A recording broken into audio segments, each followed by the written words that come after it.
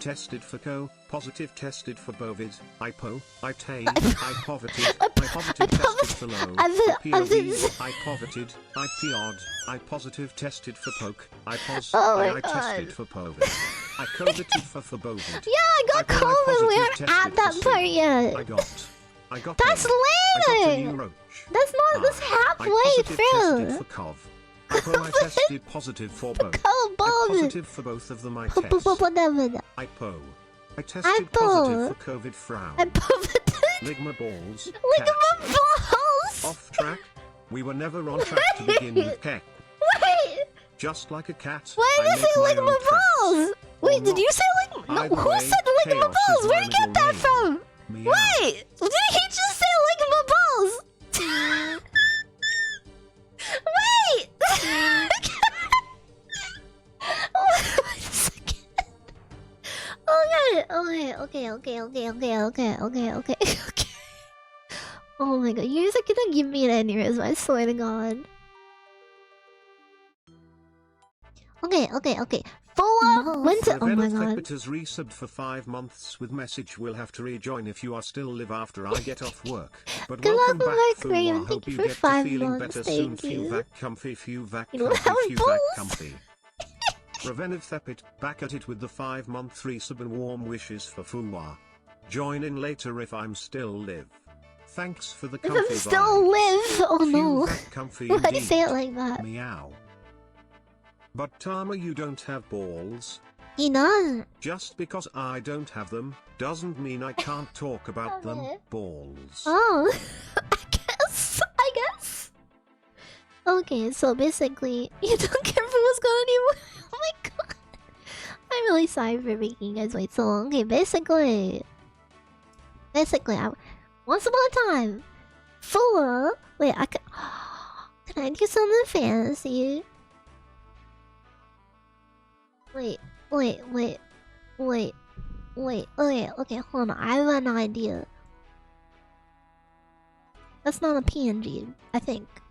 We're gonna use it anyway. Okay. So... Okay.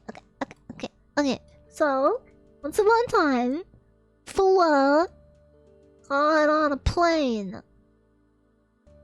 Oh, why is it in front of me? Okay, pretend I'm not... Oh fuck, I go on a plane! Yo! Whee! I'm going somewhere! Oh, this is so exciting! I planned this in 2 weeks! That's fine. I'm sure nothing will go wrong in this trip that I've planned to take suddenly in 2 weeks. Whee! Yippee! Yum! Bye guys! See you in a week! Yee! I bought an electric bike and it's finally being delivered today. That's great news.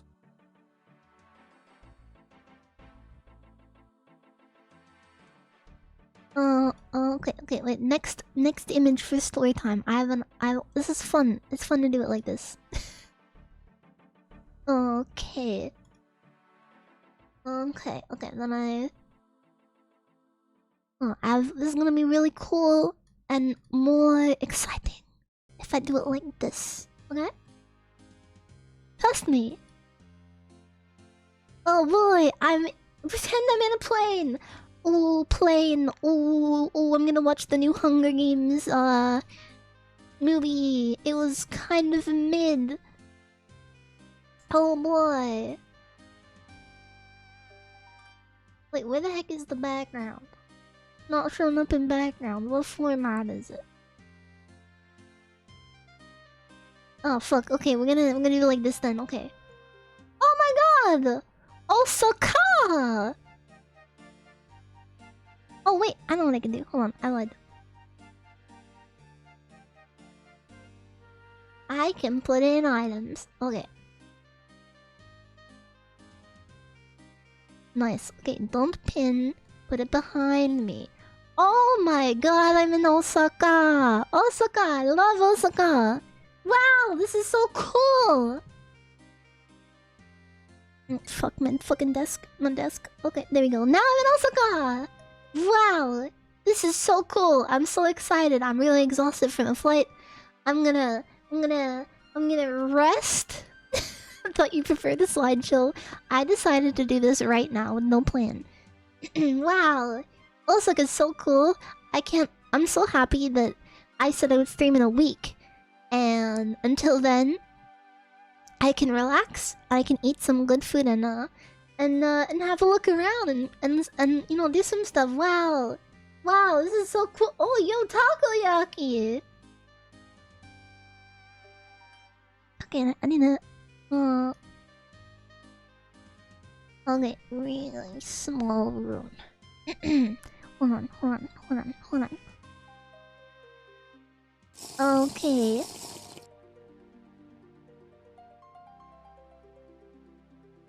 Hold on. I need the next photo, okay. Just wait. Just wait. Patience is key. Oh right, I put in items, so I'm getting there.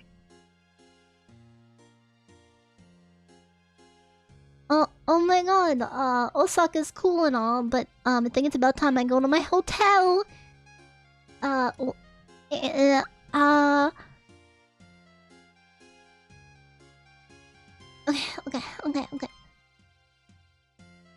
Oh boy! Oh, wait, hold on a second.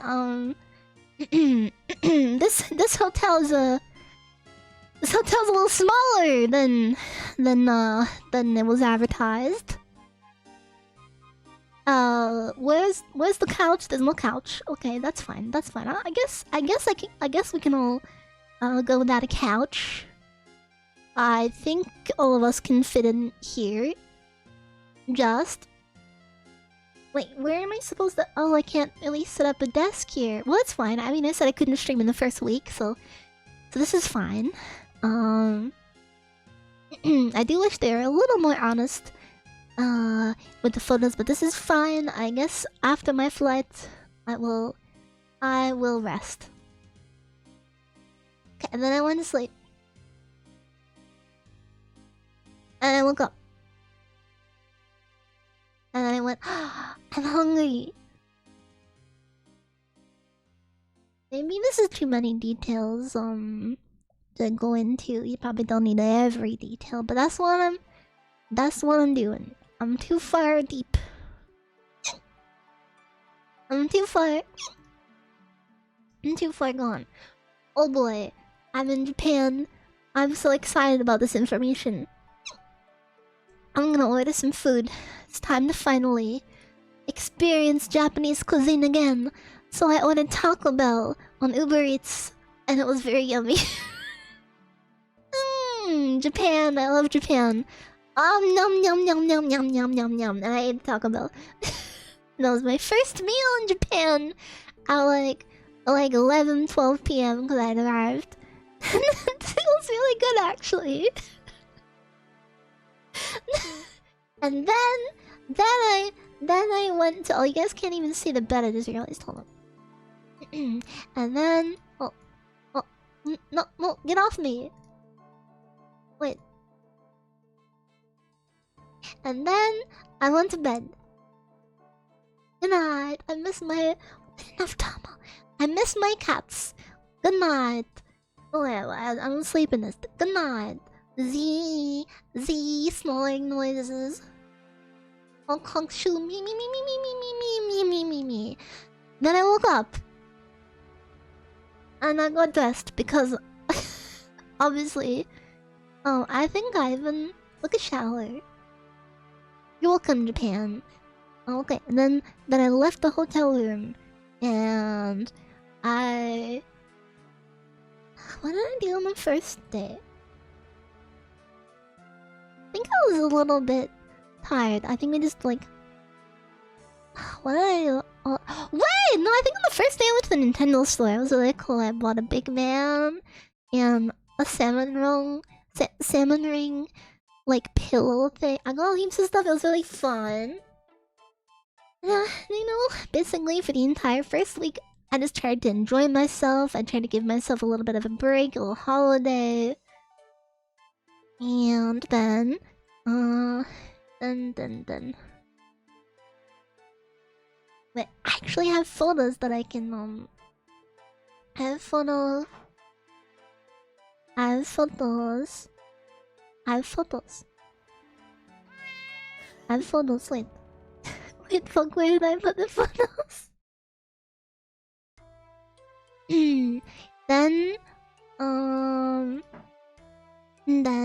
and then, the first week ended really fast. Like, it felt like absolutely no time passed. And then, before I knew it, the first week was over. My Osaka part was over. There was just one thing left to do. And that was, go over to my next destination. And my first week and break from stream were over. I landed in... This might not be obvious where this is, because I didn't really pick a landmark that's, noticeable. I landed in Fukuoka! The city of flowers! Thank you for 6 months, Mecha. Hello. Hey, Mecha_Manx. 6 months of support. That's amazing. Also, I bought heaps of anime figures in Osaka. I almost filled my suitcase in the first week. Which is gonna be a really good thing in just a little bit. So I landed in Fukuoka, the place I was the most excited for. And this was a couple of reasons why. So my largest plan in Fukuoka was to go to Aonoshima. Aonoshima was something I wanted to film for content, and I was gonna edit it. And I was gonna, you know, I was gonna have a good time and shit. And it was gonna be really cool. Except it wasn't, because, apparently, 2 days is not enough time to want to go to Aonoshima, because I turned up, do I have like a boat? Let me... I turned up,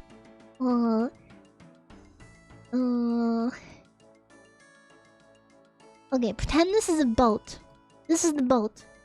Oh, this is definitely not a cardboard box, and it's a boat. Oh, wow, what a cool boat! Can I get on the boat? No! And it trashed Why a cop not? car and crushed a ramen stand and totally grew wings.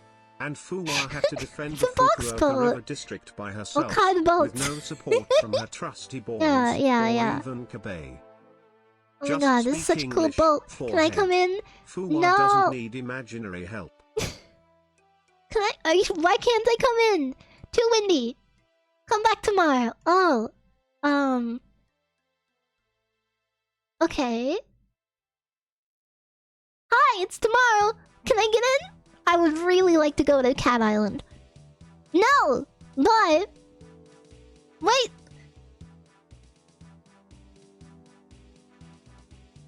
Oh. So I did not get to go to Cat Island, and that was... I would learn the first of many things that will go wrong. Wait, actually, oh fuck, I forgot. Before I went to Fukuoka, stuff already started going wrong, actually. So, sorry, this is a little bit, we gotta...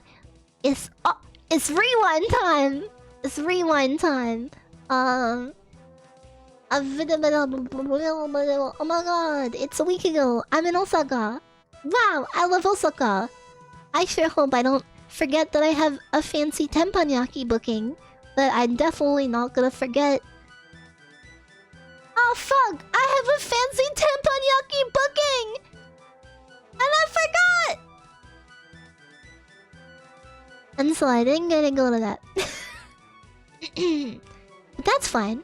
Because, that's fine, because I have my booking at somewhere way better.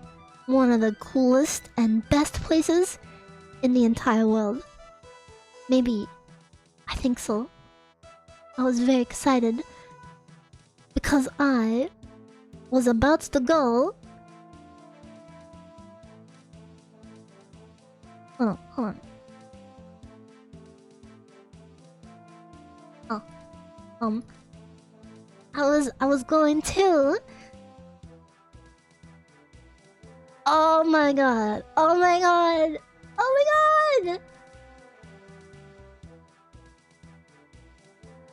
This is the greatest place in the world.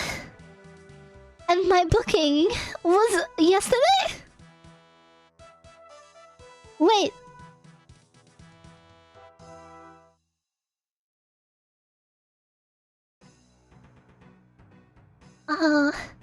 See, I was very stressed and overwhelmed from planning stuff. So the first week, my brain wasn't doing so good. And after the teppanyaki booking, I was a little sad. And the next day, I was a little bit depressed.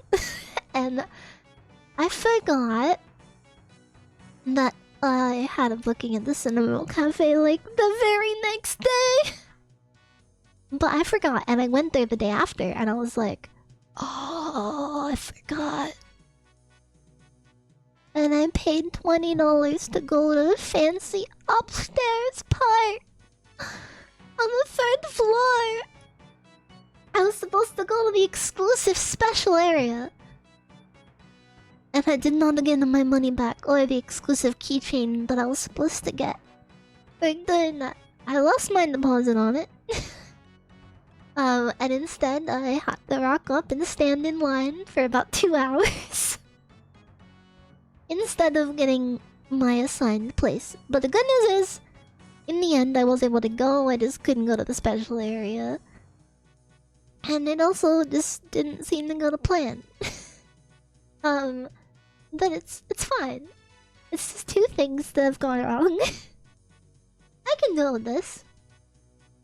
And then I went to Fukuoka, and then I was like, oh, I guess I don't get to go to the Cat Island, so I guess, you know, 3 things wrong is okay. I wish I'd given myself more than 2 days in Fukuoka to, like, check it out, but that's okay.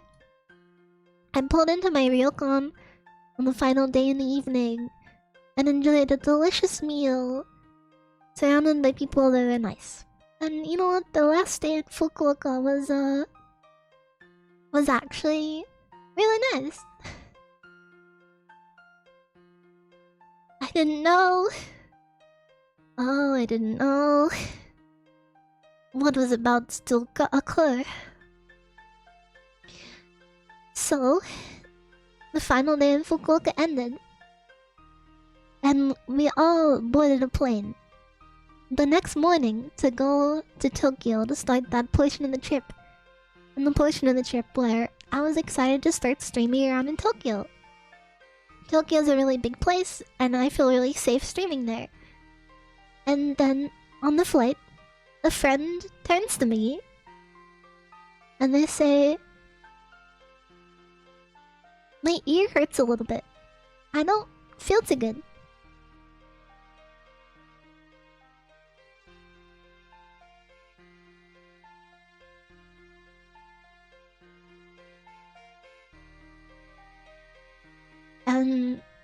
Well,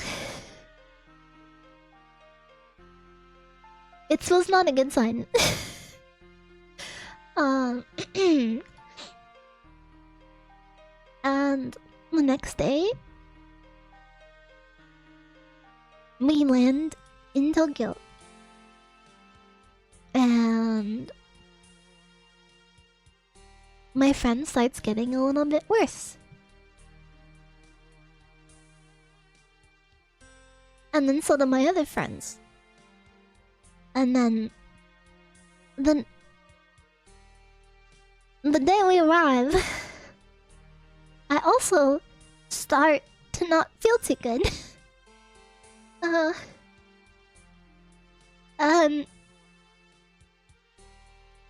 We arrive at the hotel to check in, and we're like, well, we're not feeling too good, but it's probably fine. And let's just check in and rest. We get to the check-in desk. Everyone hands them their passports. And it gets to me. And I'm fumbling around and I'm looking for it. And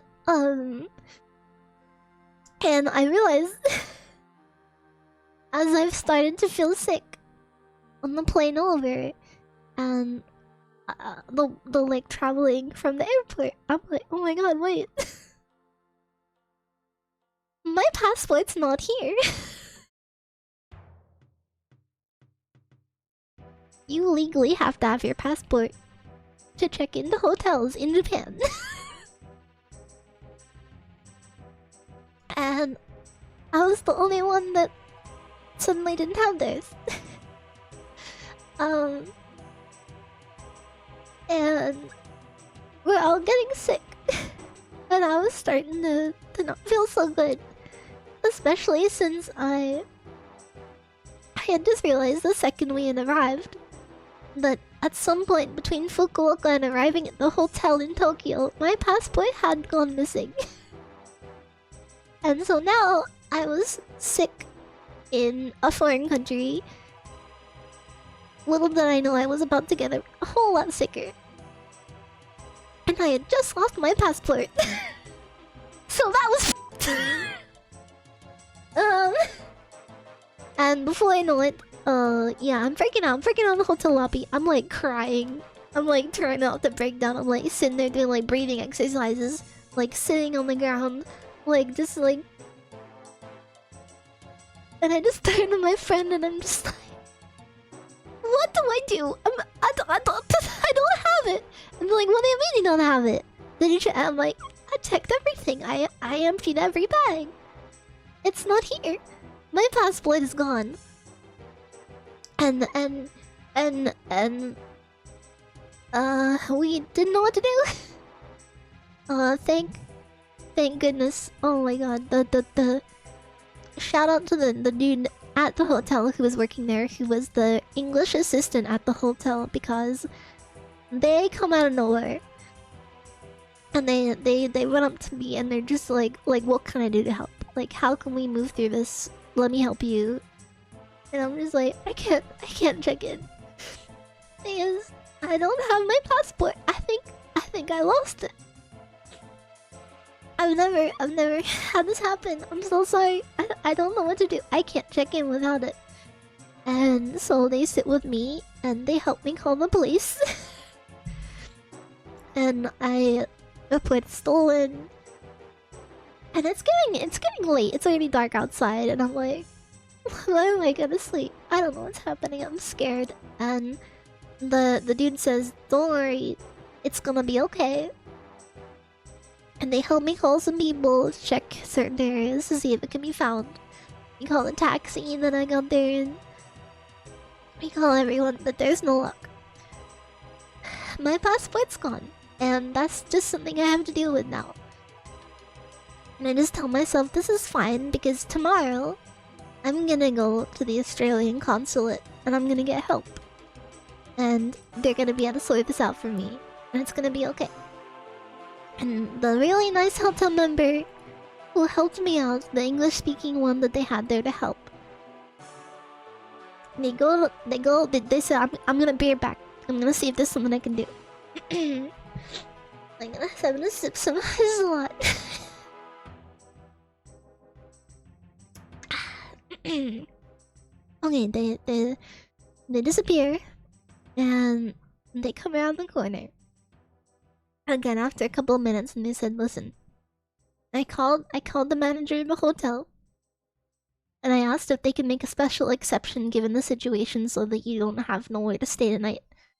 And they said they're gonna let you check in without a passport since we've contacted the police. We're just gonna let everyone else check in instead. And we're just gonna let you stay in the room even though you're not checked in, and we're gonna do you a favor. And I just broke down. I fucking lost it. I was like, thank you. I just thanked them over and over again, and I said, I'm so sorry. I'm just... And slowly, actually, I never checked into that hotel legally. Oh, sorry. I numbed it. And so... we all get in. We go up to the room. And... we all basically immediately pass out. Because we're like fucking done. We all start to feel worse and worse. But it's gonna be fine, because I'm gonna go to the consulate tomorrow.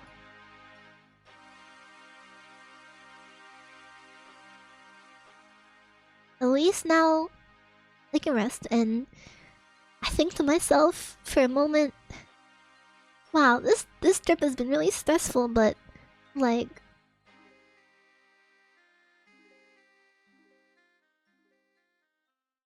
it's not like this can get any worse.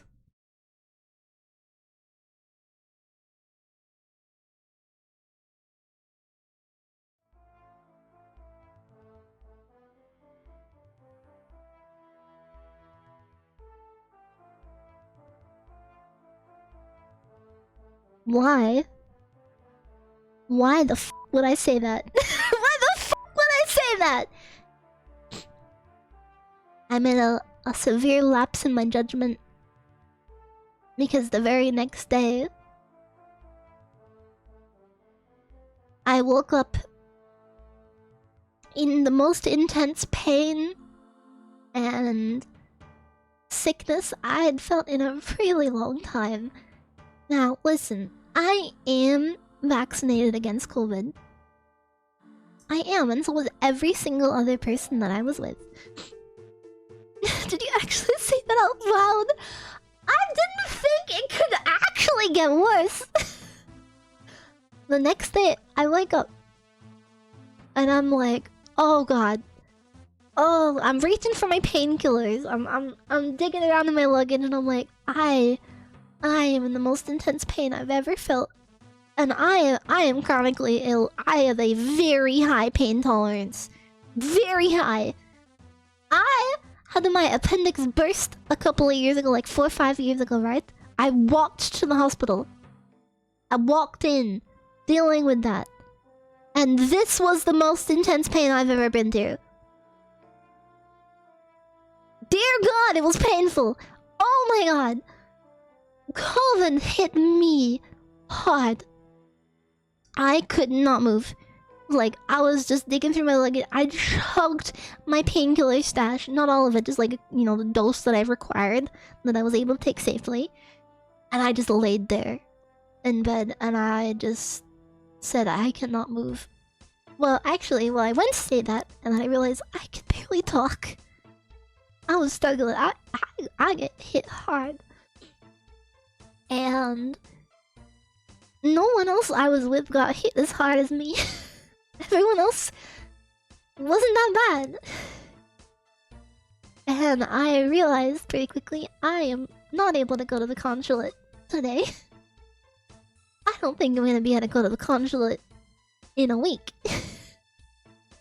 And so I stayed in that bed like the entire first week in Tokyo. I was very sick. I got hit with it really hard. I didn't sleep for like 4 days straight. Because I was in so much pain and struggling to breathe for 4 days. I didn't even sleep. I couldn't sleep. I tried. I would just sit there like crying every night while everyone else slept. Because I couldn't fall asleep. I would just get up and walk around the room and lie back down and watch some stuff. Because I couldn't... Every time I lied down, I would cough up stuff and... I will not go on TMI, but I'd either be throwing up or coughing up something every 5 minutes. And I just like could not breathe and oh my god. I was in shock. I was like, how am I this bad? I was vaccinated. Man, I'm fucking unlucky. And that's how I spent my first week in Tokyo. I lost my passport and I got really sick. Like, really sick, and everyone else was like, not that bad. They're like, yeah, my throat hurts, my ear hurts a little bit, but like, they were fine, and in a couple of days, they got better. And I didn't. I didn't get better.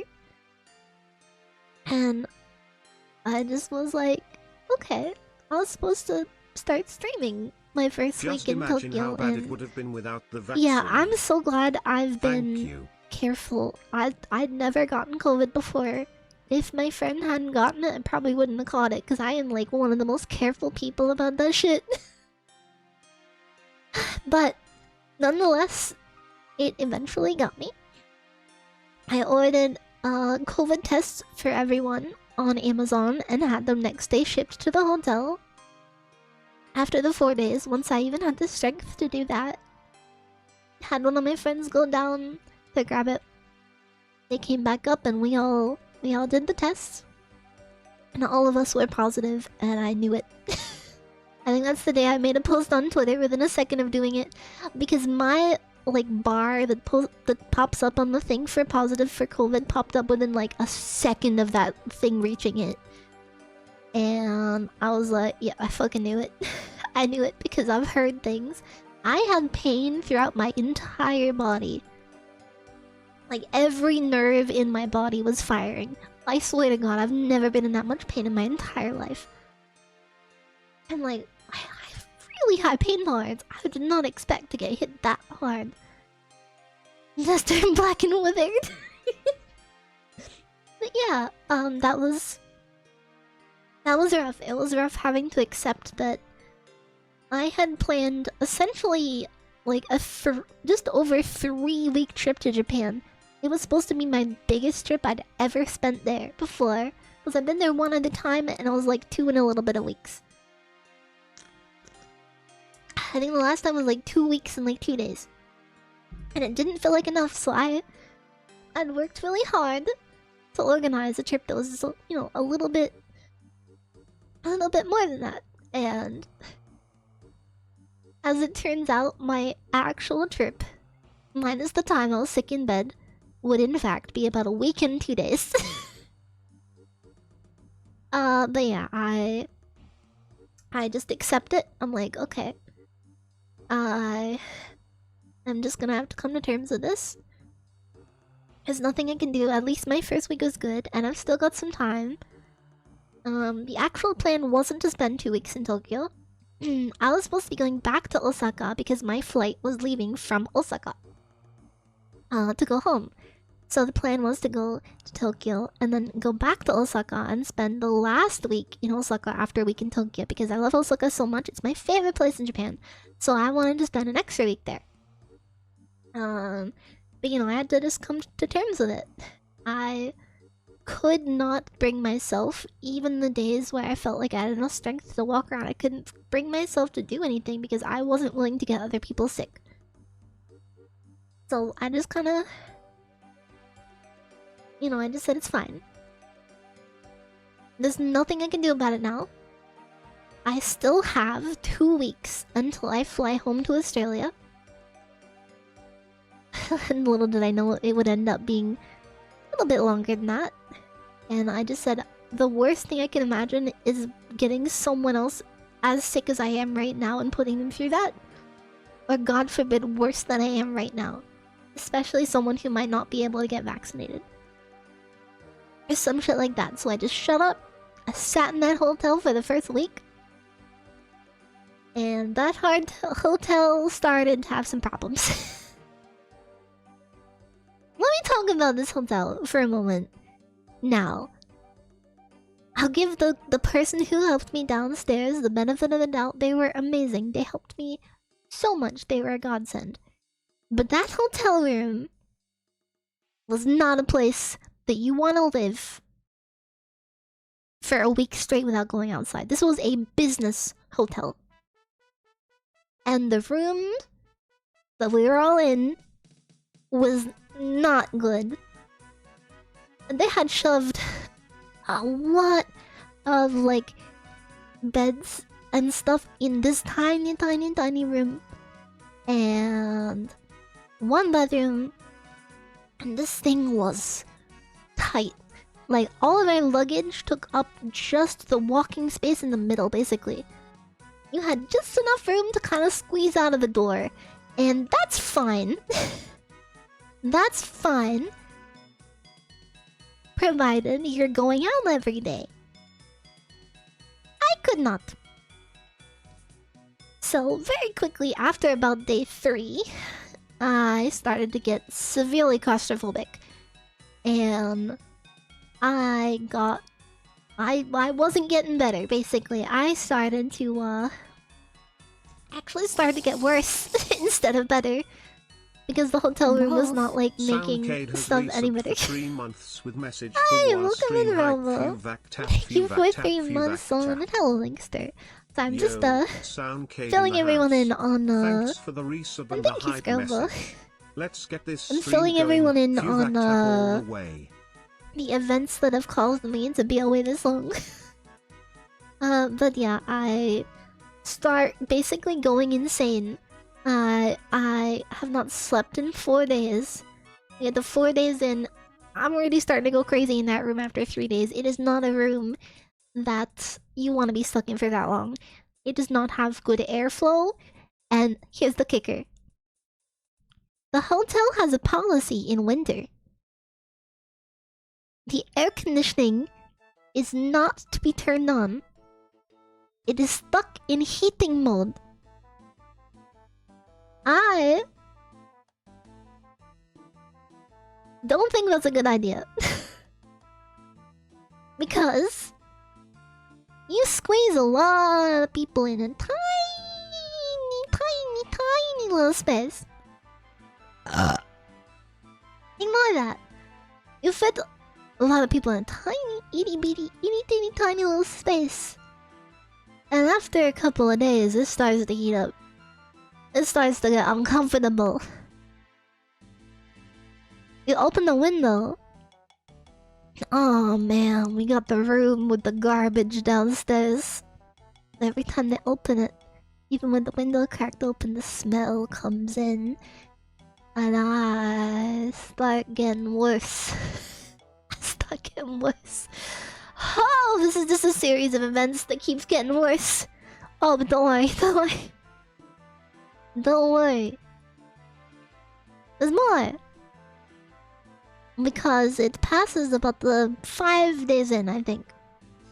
And I'm finally able to walk around a little bit. And I'm like, listen, I have to go outside. I am not okay. And so I said, I'm just gonna run down. I'm gonna go like to... I'm gonna go to like a vending machine and stuff quickly. I need a fresh air. I'm going insane. Like, I'm getting worse if I don't leave this room right now. I'm breaking down. I go out and I go to the elevator. And there's a sign and it says that the elevator will be out of order until 2 PM today. And I'm like,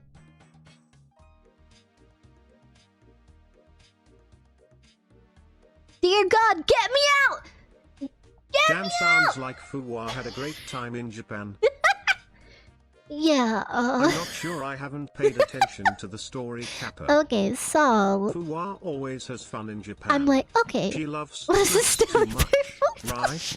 Pay attention, Kappa. Okay, I'm starting to go crazy. I'm like, okay. I'll take the stairs. There is not the stairs. Well, there's stairs, but it is not the stairs you would expect. So, turns out, in a business hotel, when the elevator stops working, you only have the fire escape exit to leave through. And it's these tiny, itty bitty little stairs going down the side of the building in a completely open to the like outside world space, and I am 8 floors up. I look out the door, I look down, I can see through the stairs.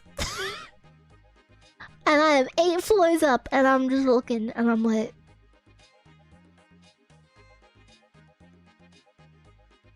I'm like, come on.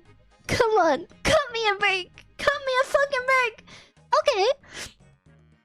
I'm like, I'm like sitting there. I'm like, do I go back in the room?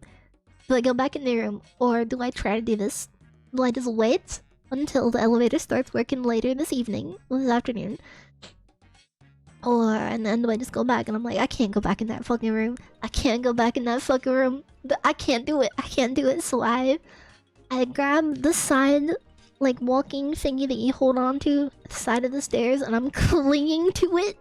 And I slowly make my way down those stairs, shaking and freaking out the entire time.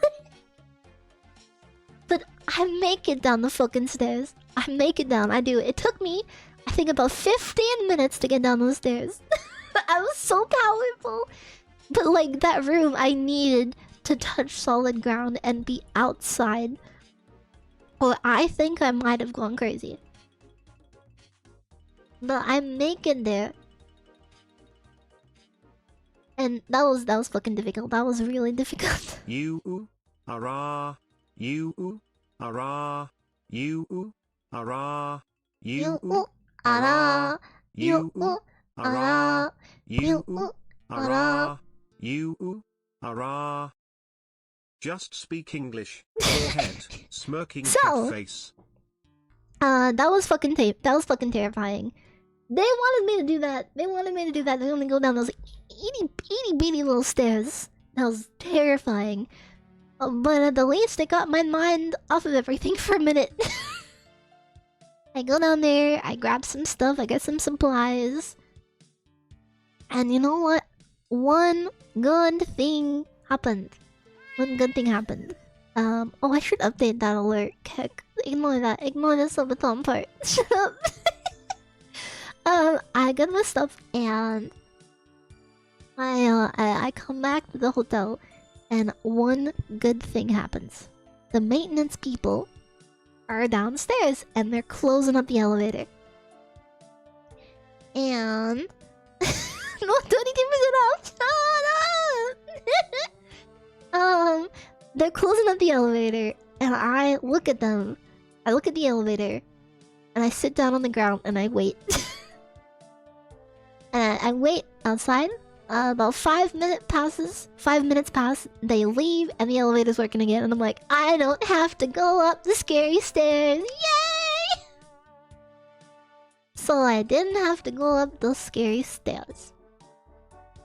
I go upstairs. I sit down. I drink my vending machine strawberry milk. Ninja Flames has resubbed for 8 months with message welcome back home Fuwa Fuva. Thank you, Ninja. I'm so happy to be home, honestly. I'm so relieved to be home. Back at it again with the resub. Thanks for the warm message. Thank you for 8 months, by the way. Feels like coming home here. Fuvac rave all the way. Okay, I take a sip. I take a sippy sip of my strawberry milk. In my relief, I realize I cannot taste it. I take a bite of my pudding from the fridge. And I'm sitting there holding them. And I'm like, dear God, I can't taste these Links anymore. To 66 has resubbed for 6 it tastes like nothing. It tastes like I'm drinking water. Crazy. What's going on? I'm getting worse. Crazy. My COVID gets much worse. They locked me in a room. A rubber room. I get worse. I get so much worse. And rats make me I don't know how it could get worse. The pain gets even worse every day. My sinuses are like a tap, constantly flowing. Even if Fuwa might be a bit crazy. I don't know. They give you 6 months links there. Yeah, I sipped that strawberry milk that I just tried to go through that to get. And I realized that it gives me nothing. It gives me absolutely no satisfaction. That tastes like absolutely nothing. My sense of taste was completely gone. Sense of smell and taste completely gone. Sense of smell was a benefit. I could no longer smell the garbage downstairs, so the windows stayed open. But I had lost my sense of taste as well, which is really not good for your mental health. These nuts. It's nuts. Got him. Yeah, that's the first week essentially. It gets to the end of that week.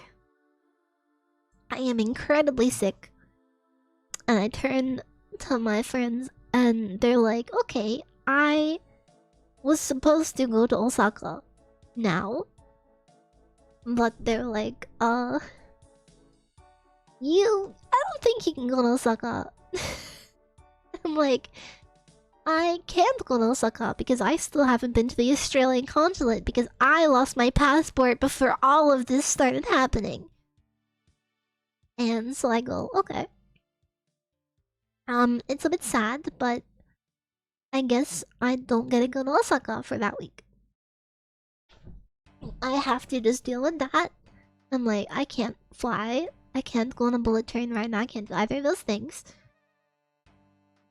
Because I can't be in Osaka. Because there's not an Australian consulate in Osaka. There's only an Australian consulate in Tokyo. So I have to stay in Tokyo. So we cancel all plans to go to Osaka. Since we don't want to get other people sick anyway, so... Then... After the first week, I turned to my friends and I'm like, listen, I've canceled our accommodation in Osaka. I am not staying in this hotel another week. I will go insane. I think I might die. I don't want this to be the tomb that I rut in any longer. And so, I sit there, I shuffle through listings and... Well, let's just say I chose a bad week to want to stay another week in Tokyo. Because you know what was starting that week? Would you like to know the single busiest day that people go to Tokyo? Single busiest day, like week? Couple weeks for tourists that go to Tokyo? It's spring! It's cherry blossom season! The fucking week that they start blossoming, I have to stay in Tokyo longer. And so I start looking into hotels and I'm like, wait a minute. Hold on a fucking second. There's not many hotels left. There's not much things left at all. There's not much Airbnbs. There's not much hotels. And the few that do remain are expensive. And I'm talking expensive. I'm talking my budget. My budget. Chat, can we send Thank you, boys. I thought I was lucky being in Japan for Hanami, for the Cherry Blossom festivals, for all the fun and festivity and flowers that I couldn't fucking smell. Oh no, I was terrible actually. Because my budget. Just speak English, forehead. My budget, right, for that last week of a hotel stay was $500, and that was being generous. That was like a nice place in Osaka, and I had to cancel it. And I looked at the options, and even splitting it between everyone,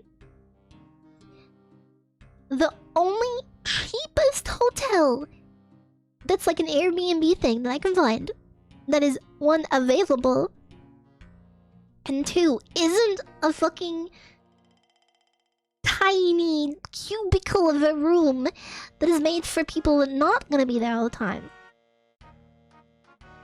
will cost me, not all together, just me, just for my portion, $1,500.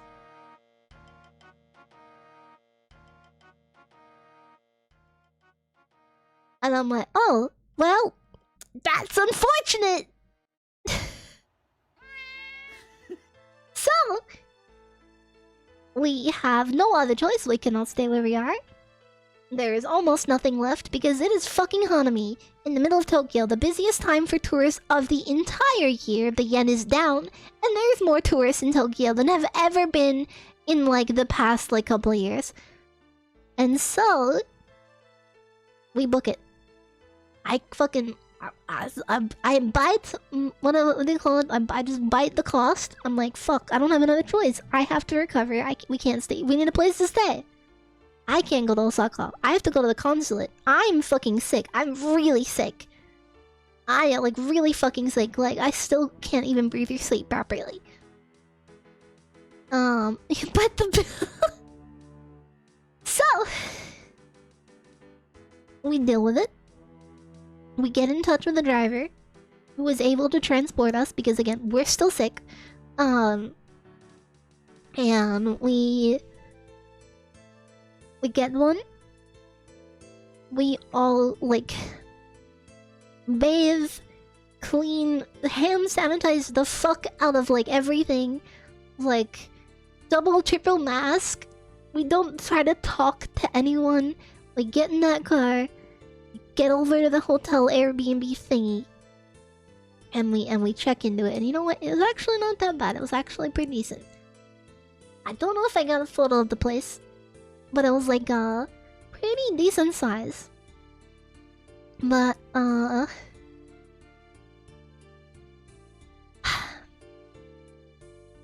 finally, I just laid down in there and I basically just start crying because the place, it was pricey. It was pricey, but it was actually kind of worth the money. At the least, it was actually a very reasonably nice place to be. And I go to bed, and for the first time in like a week and one day, because we just turned up at the new place, I actually wake up feeling slightly better.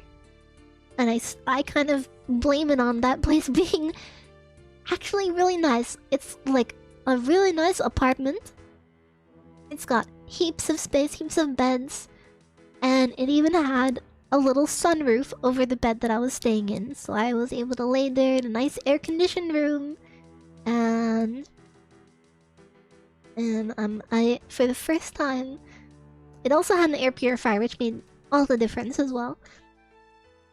I wake up the next day there finally, for the first time in ages, feeling just a little bit better. I still couldn't talk. I still couldn't taste anything. I was still in pain the whole time, but I was a little bit better. And like that made all the difference. Oh fuck, I didn't even realize there was a hype train. Oh my god, thank you. Welcome. And welcome. Wait, thank you for 6 months of Amstel. Your support means a lot. Hey, I'm sorry for the sad story. I have to memories together on this journey. Update everyone on basically what's been going on since I went to Japan. Well, I tried to. Anyway, so second week in Tokyo, I am so thankful that even though it was triple the cost of the budget I had put aside for the hotel for that week, I was somewhere that I felt comfortable. And I felt like I was actually gonna get better in time to go home. And I started to get better. Things are actually not too bad from there. Ordering food off of Airbnb kind of sucked. I was struggling to eat. Eating and drinking water was extremely painful still. Basically, I had to take like an ibuprofen an hour before I had to eat dinner because it was so painful to swallow that I had to do so. Just to be able to eat, and I usually couldn't even finish like one bowl of food without being in too much pain and just like breaking down and then being like, I can't finish it until I get out. It sucked, but I started to feel better. After a couple of days at that Airbnb, I think I got about four days. And it was 3 days until I had to leave. Until I had to fly home. Still didn't know how I was gonna get that flight because the flight was leaving from Osaka, not Tokyo. But I'm like, okay, I'm getting better. I'm gonna go to the consulate today. Let's book a flight from Tokyo to Osaka so I can get my flight home. And I bite the cost of the flight to Osaka. And I'm like, at least by then, on the day that we're leaving Japan, I have a flight that connects to the flight that will take me home. Because I just want to be home at this point. I miss my cats. I miss eating, like, I miss tasting food. And I'm so tired of being sick. I just want to be home. I'm scared. I'm in a foreign country without a passport. But I'm just terrified. I just want to go home at that point. I wanted to be there. I love Japan, but I just wanted to be home. I didn't want to be sick there. I was sick of being away from people and my cats and people that, like, I missed home. I missed you guys. I missed my plushies. I missed my cinnamon rolls. and I just wanted to go home. I start getting better. I go up to the consulate, and here's a little fun extra. Actually, I rock up to the consulate, and they're like, "Okay, you lost your passport. What forms of ID do you have on you?" And I'm like, and I dig through my wallet, and I'm like, bank card? They're like, that's not gonna... I'm like, okay. I'm digging through my wallet. Like, what about this one? They're like, And, I'm sitting, like, at the entry to the Australian consulate, and I'm like, listen, my ID was my passport. And they're like, do you have a Medicare card? And I'm like, kind of? And they're like, what do you mean, kind of? And I'm like, I have a Medicare card on me. But the one that I left in my wallet, I left in there by mistake.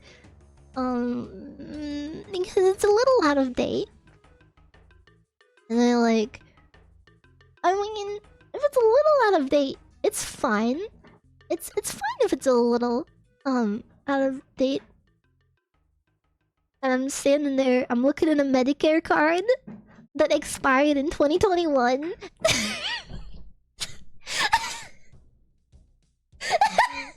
I'm like, is this okay? And I pass it to them, and they like look at each other, and they look at me, and then they look at each other, and they start talking amongst themselves.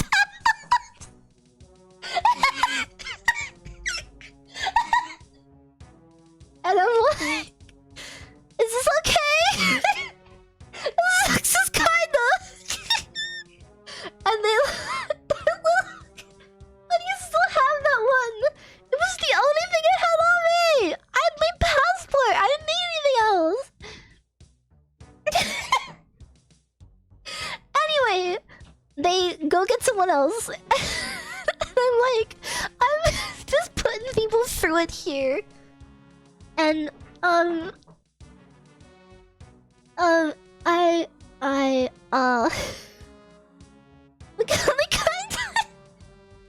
listen, it was a whole last week. Hold on, Tama's making a loud noise. Tama, don't try to get the rubbish out in the bathroom. Leave that bin alone. Stop trying to break into the bathroom rubbish bin. That's gross. You don't need the toilet rolls. You're fine. Okay, you stopped. You guys keep an eye on him. Don't let him back in there. Okay. Anyway, after like a couple minutes, they discuss amongst themselves, and they're like, Fuwa is the once-in-a lifetime customer. All these different people thought the training was a joke. Tama! Tama! Tama! Stop it! I'm trying to distract him. He keeps trying to go into the bin. He goes in the bin and he eats my earbuds, my dirty earbuds, and the toilet rolls. It's nasty. I have to stop him doing it. He's disgusting. You're gross, Soma. You're nasty. Why are you so nasty? Oh, anyway, they look at each other and they're like, this is fine. Tama, you stinky This is fine. head, stop rummaging through Tama, the trash. get out of there! Stinky Tama, poo stop head is it! you Where for you not got a toilet roll appreciating my from? treasure hunting Tama! skills. Trash is just another cat's treasure trove. HMPF. I'm shaking the treat container so he gets out there. He's gonna start shredding the toilet rolls and shit. Oh my god. Anyway, they reluctantly accept my Medicare card because that's apparently a really good proof of shit in Australia. And I'm like, I'm so sorry. I didn't think this would happen. And they're like, it's fine. It's fine. They let me in. I go through the medical detectors, If you keep it up, you and I won't get into the consulate. treats. I eat what I want. No one tells me what to do. Where's my treat? Okay. Get in the consulate. Tama! Tama! Tama, stop! Stop it! Leave my toilet rolls alone! Oh yeah, get in the consulate. I sit down. And I just sit there, and there's a small crowd of like 3 other people, all trying to do the same thing. Tama? Tama! That's the bin! Tama, get out of the bin! Yeah, oh, he's in the... Oh, he's gone... No! Leave that bin alone! Tama! Stop! Tama, get your ass out of there, stop it. My god! Make Disgusting! me stinky boo-boo head. Get I out the reign bin! supreme in this domain. Prepare for world I'll deal with him in a domination. second. I need to finish Now. the consulate story. I'll just stack them again.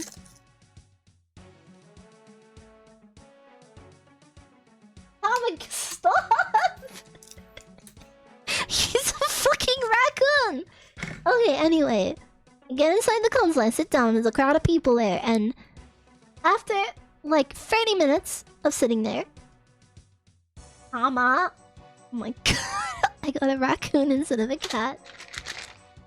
Okay, I'm just gonna shake this to the side. Okay, I get in there. After about 30 minutes, I'm like, hey, they aren't calling my name.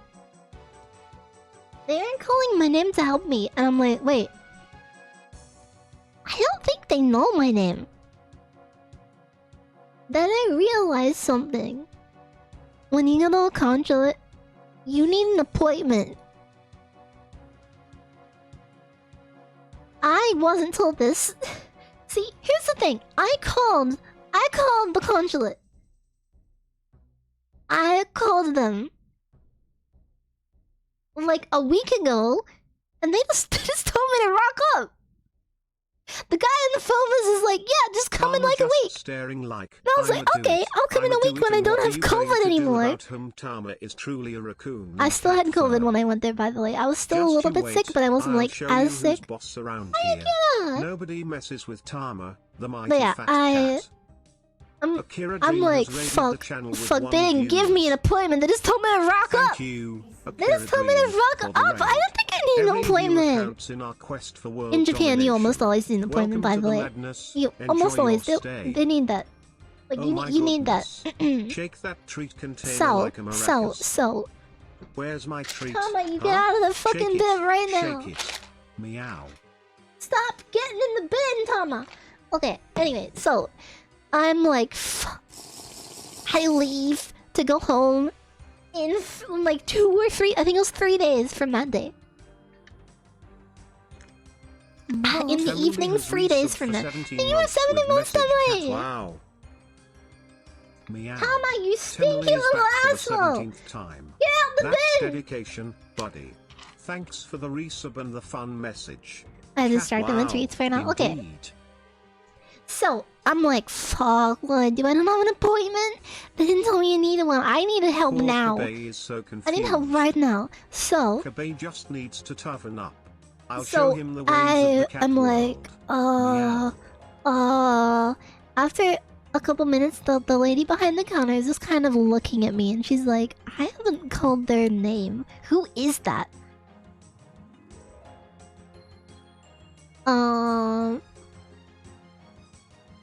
So, I just walk up to the counter, I press the little buzzer because she just walked off, probably to call security, because I don't know why she didn't know why the f I was there.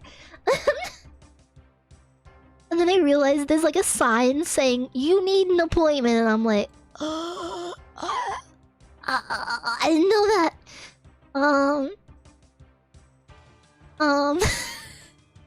So they come up to the window and is like, hi, do you have an appointment?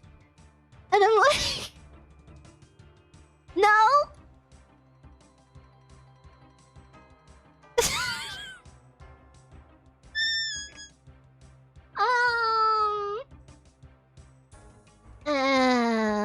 So she's like, okay, what's up then? And I'm like, I lost my passport, and I handed her the police report from the lost passport. And... Tama! Stop playing in the bin! Tama! Oh my god. Tama, you little bitch, Okay, get so... your ass out the trash bin. Sorry for this taking so long. Hey, watch your language, balls. Tama! I ain't nobody's trash cat. Show some respect or I'll bring chaos to your cables. Oh, I give up. Okay, so she's just like, and she walks away. She's like, just a second. She walks away, about a minute or two passes, she comes back with a bunch of paperwork in her hands, and she's just like, when do you need to leave Japan? And I'm like, in 3 days. And she just sighs. She just... Oh my god, he's gonna shred the toilet paper. This lady just sighs and hands me the paperwork. She's just like, fill this out and come back. I haven't seen you in a while, but when did you become such a little bin boy? Get out of the bin. Get out of the bin, Tama! Bin boy. Me? So, I'm just... I walk over to the counter, I start filling in the paperwork. Yeah, that's it. No And need also... to get your whiskers in a twist. Meow. Oh my god, he's still trying to get in my fucking cinema roll bin. Okay, so I fill out the paperwork. Well, actually, I get about halfway through the paperwork and I go up to the counter. And I show her, and I'm like, what does this question mean? And then she explains, so I go back and I start filling in again. And then I get to a question, and then I walk back to the counter a second time and I'm like,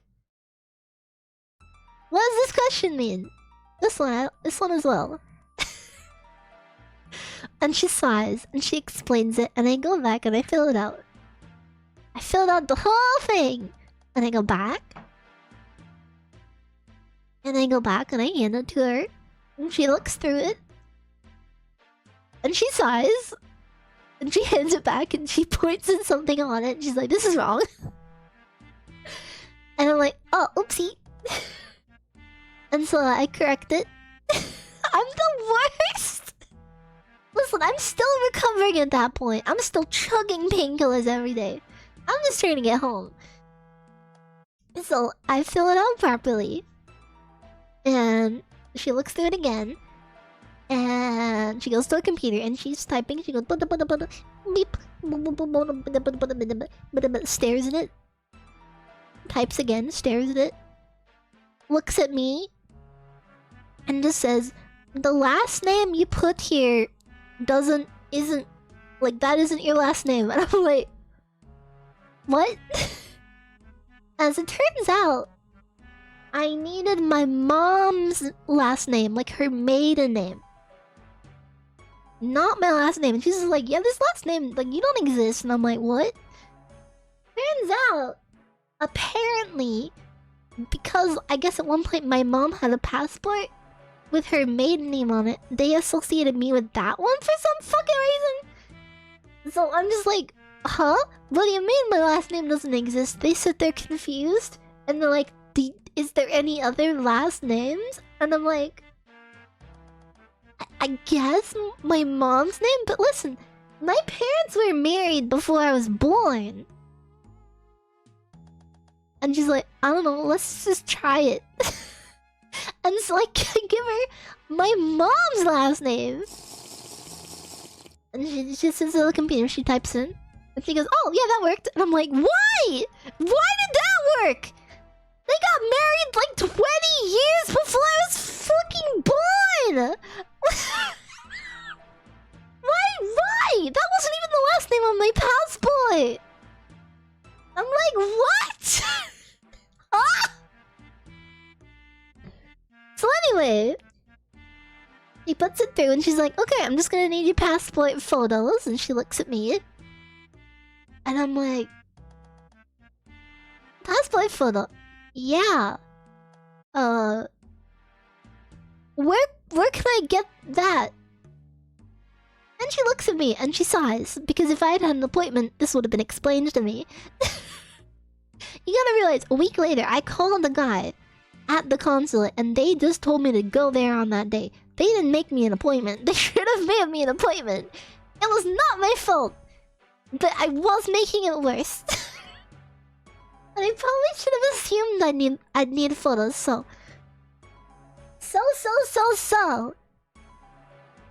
The lady sighs, once again. She hands me back the paperwork and she's like, okay, you need to get passport photos. And she goes on her phone on Google Maps and she's looking around. And she finds a place and then she goes to the thing. That place is closed. The place they usually send people is closed for that day. It's not usually closed, it's just closed for that day. She sighs. She sits there for a moment and then she goes, the person before you went here, and she writes something, she scribbles something on a piece of paper and she hands it to me. I look at the piece of paper, I can't read their handwriting. I look at her, I nod, I say, okay, and I leave. I get outside and I'm looking at the piece of paper and I'm trying to decipher their handwriting. I'm like, oh god, what the fuck is this? What is this place? I sit on Google and I end up, after a little while, I work out the place that she meant. And I walk there, 15 minutes there, 15 minutes back. I get back to the consulate about 10 minutes before they're going to close. I hand in the paperwork, I hand in the passport photos. I hand them my very expired Medicare card. She looks at it, she looks at me, she sighs.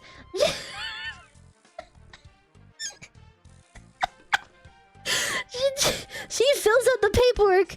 She's like, okay, come collect this tomorrow. If something goes wrong, we'll be in contact. Come at Cleveland. I nervous. And she's like, yep, you can come back tomorrow and your emergency passport will be ready tomorrow afternoon. They do good work very fast there. I love the Australian consulate. Wait. I have it. I'm not gonna show the important part. I'm not gonna dox myself, but... Well, it's on my fucking desk, I think. No, wait, no, it's not! Damn it, I thought I had it on my desk. It's like a funny thing that says emergency passport. But you don't see my details until you look in it. But turns out it's not here, but yeah. I didn't lose it. I put it back in storage because I don't... No! I know where it is. It's in the kitchen. I have like a little lockbox under my sink that I put all of my important stuff in so that like I don't lose shit like that again. And I turns out I was smart enough to put it back. Okay? Shut up! I know where it is! Anyway, it gets to the next day. And, you know, I go through the process, I get my fucking passport. And it is now 1 day until I'm leaving Tokyo. And on the last day, the day before I should leave, it has been 2 weeks since I arrived in Tokyo and got COVID and lost my passport and had everything go wrong. The day before I leave, I test negative. I no longer have COVID. I'm still dealing with a bit of throat pain. I still don't have a voice. I can slightly taste food and I'm getting better. But I test negative. I no longer have COVID. I'm just recovering from the symptoms that came along with it, basically. COVID! Fuck you! Fuck you, COVID! COVID's gone! Yay! I have 1 day left in Tokyo, so I go outside. I have a fucking ballin' last day. I'm having fun. I buy the I buy the biggest Kirby plush that I can find. I spend like... I spent like $75 on a giant Kirby. Listen, I was coping! I was coping! I go to Donkey. I go to Donkey. I go to Donki, if you know what Donki is. Donki is fucking sick. It's one of my favorite places in Japan. And I buy a fuck ton of snacks. Fuck ton of snacks to bring back home because I couldn't fucking taste them while I was there. So at least I'm gonna bring them home and I'm gonna eat them once I can taste things again.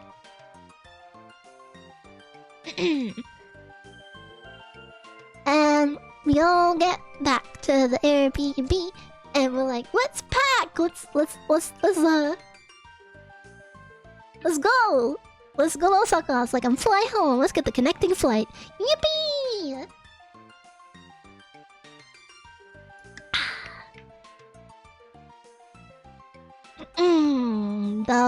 Okay. Listen, I was coping. Okay, but let's say... theoretically, I might have coped a little bit too hard. And the giant Kirby... pushing us on space a little bit. Turns out... you have to go buy another suitcase. I have to go buy another suitcase. And I'm like, well, that's fine. There's still a couple hours until flight. So let's go out. Let's go buy me a suitcase because I don't have enough room and I need to go home. Absol_Karma has resubbed for 13 So I go out to buy a small suitcase as my carry-on one, so that I can go home. Absol_Karma always coming through with the love and support for Fuwa. Thanks for You the were 13 resub and the months. sweet message. Absol. Back heart all the way. You missed the Yeah. plane because of Kirby? Shut up, wait! Maybe? Okay, listen! He's really big! He's really big and round and I love him! Boyo! Boyo! So, I go out and buy a suitcase. We get back to the Airbnb. We pack everything. We're like, yay! Let's go home! And we open up Google Maps and we type in Haneda Airport. And I look at the flight. Now keep in mind, the flight that arrived in Tokyo was at Haneda. The flight I thought I booked out of Tokyo, I thought was at Haneda. Let me indicate for you for a moment in case you don't know. Japan, Tokyo specifically, has 2 airports. One in the city. That's Haneda. That's the airport we arrived in. That's the airport I thought I booked. Turns out, I didn't book Haneda. I didn't book Haneda Airport.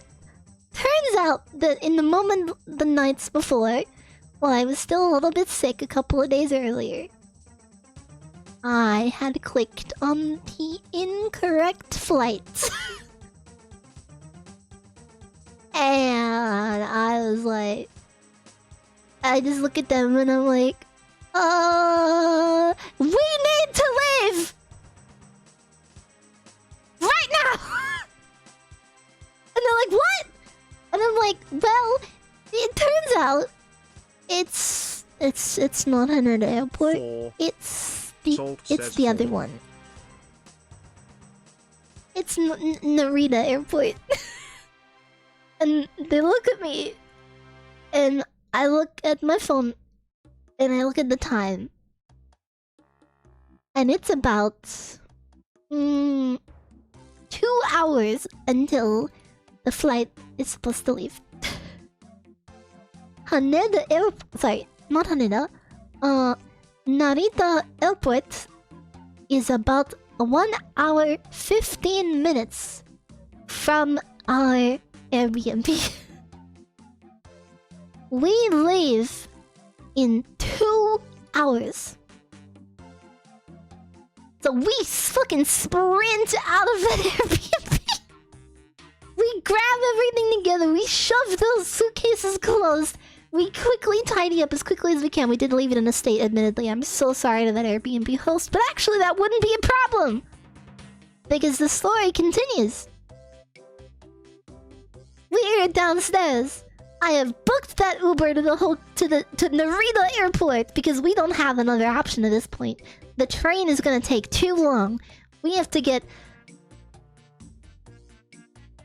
a taxi for 1 hour and 15 minutes during cherry blossom season on a weekend in Tokyo. The taxi costs $400.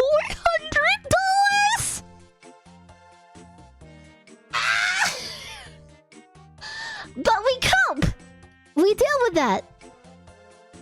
We dear God. Listen. We don't have another choice. We look at each other. We're like, this is fine. Because at this point, I only got one friend left. Everyone else left. Because they weren't all coming from the same place, so. We split the taxi. We spend $400 to go to Narita Airport for a flight that leaves in 2 hours. We arrive at the airport. I got a fun fact for you guys about Tokyo, actually. Turns out, it does not take a taxi 1 hour and 15 minutes to get to Narita Airport. Taxis in Tokyo go slowly.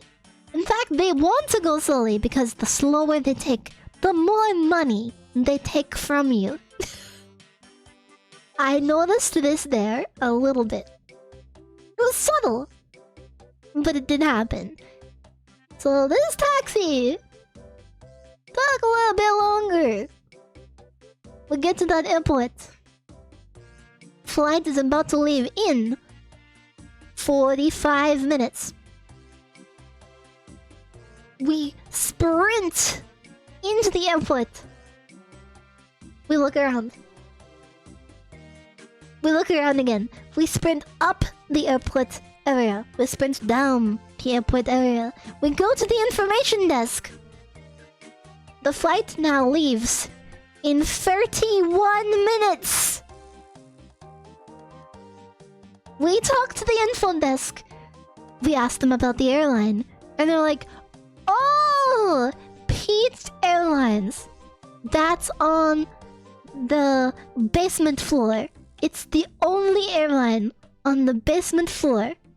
They nod. We look at them. We're like, why?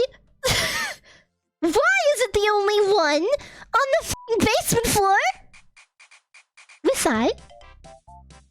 We sprint to the elevator. The elevator is taking a really long time. The flight leaves in 30 minutes. It is now exactly the time that is the maximum time you can check into a domestic flight.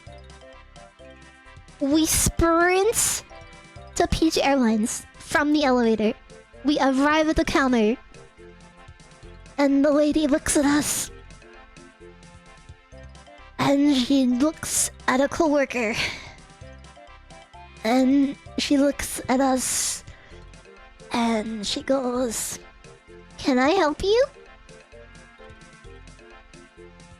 And we realize very quickly. I don't actually remember if she sighed because I was having a mental breakdown. And I show her the booking on my phone. And she makes a little cross with her fingers. Like, you know, when they put one pointer finger over the other. And she says, "No, sorry. No, sorry." And I wasn't great. Because we had just, remember, spent a substantial amount of money trying to get to the airport on time. Which, by the way, we arrived at the desk 2 minutes too late. They had shut down the computer and were clocking out to leave. I ask if there's absolutely any way we can possibly get on the flight. She holds up her hands. No. No. Sorry, no. And I'm like, okay. This is fine. So I go. I'm like, okay. That kind of sucks. But maybe I can still get to Osaka. Yes, the taxi driver did cost more than the plane ticket. Quite a bit more, actually. It was a small domestic flight, 1 hour. 1 hour flight. So yes, the taxi was more expensive. But wait, there's more. There's more. So, boss. We're at the airport. JohnBomb_Pro has resubbed for 8 months with message. Yo, Hi, how's my thank you very much, Zombom. You could have just walked. We missed you. No, it's not that close. Anyway, I just woke up and we're glad you're back. Our favorite Aussie cat I know, right? That's what I felt the whole time. JohnBomb_Pro. I'm doing perfectly fluffy. At this point, I'm talking to you guys in Discord, and I'm like, guys, I missed the f***ing flight. Guys, I missed the flight. Glad to see you here. I'm crying on Discord at this point. I'm like, guys, I missed the flight. I'm so upset. So anyone who's in the Discord that night remembers that day. Oh, but don't worry, they're gonna remember the next day too. Okay, so I'm like, okay, well the good news is I'm in an airport and I need to go on a domestic flight to one city over that's very frequently taken during a peak time of the year. And it's only 8 p.m. So, funny day, what the fuck? So, I walk up to the information desk. I place my temporary emergency passport on the counter and I say, I need a flight to Osaka. Any flight, I don't even care what cost. I need a flight to Osaka. We need to get there by 9 a.m. the next morning at least, because that's when my connecting flight is. That's right. I was gonna do a 12-hour stopover in Osaka. But it's okay, because I booked a hotel at Osaka Airport. So that I could sleep overnight. It cost me $60. I would not reach this hotel. That's another $60. Is anyone doing the math, by the way? On all the additional costs that Tokyo cost me? We need someone doing the math here because, oh my god. Okay. The information counter lady looks at me. And she's like, oh. When do you need to be in Osaka? And I'm like, 9 a.m. tomorrow morning. And she goes on the computer and she types and she looks at me and she types again and she looks around and she's like, oh no, Osaka. And I'm like, what do you mean? What do you mean? No, I need to go to Osaka. I don't want to do the math, it's too depressing. And she sighed. I'm just kidding, she didn't. Not as fabulous felines. Let's stick to treats and naps. Much more fun. You listen to $4 taxi. Traveling is expensive. And I'm just gonna say from now on, I'm getting traveler's insurance. Oh my god. By the way, the emergency passport cost me another like $215, just to let you know that. So, the lady at the counter says, oh sorry, no Osaka. And she says, basically, she shows me the screen and she's like, next flight Osaka tomorrow arrives 10 a.m. 10 a.m. I would like to let you know that my flight home left at 9:30. Mr. Gone Fishing has resubbed for 17 months with message hello Fuwa. I am very glad to see you back. And thank you for 17 months fishing. Thank you. Hello, Mr. Gone Fishing. So, 17 months of support. Wow. Stand there for a moment. Kind words. Your loyalty means and I'm like, okay. I'm glad to be back and streaming again. That's not gonna work.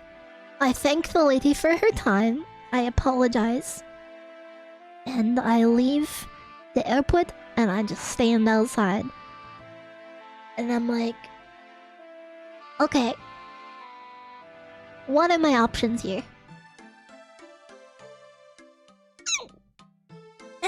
So, I'm like, okay, I've heard of something.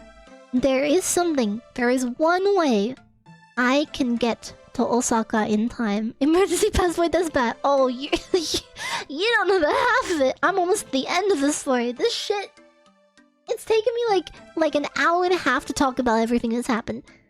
Okay, so I'm like, okay, there is one option.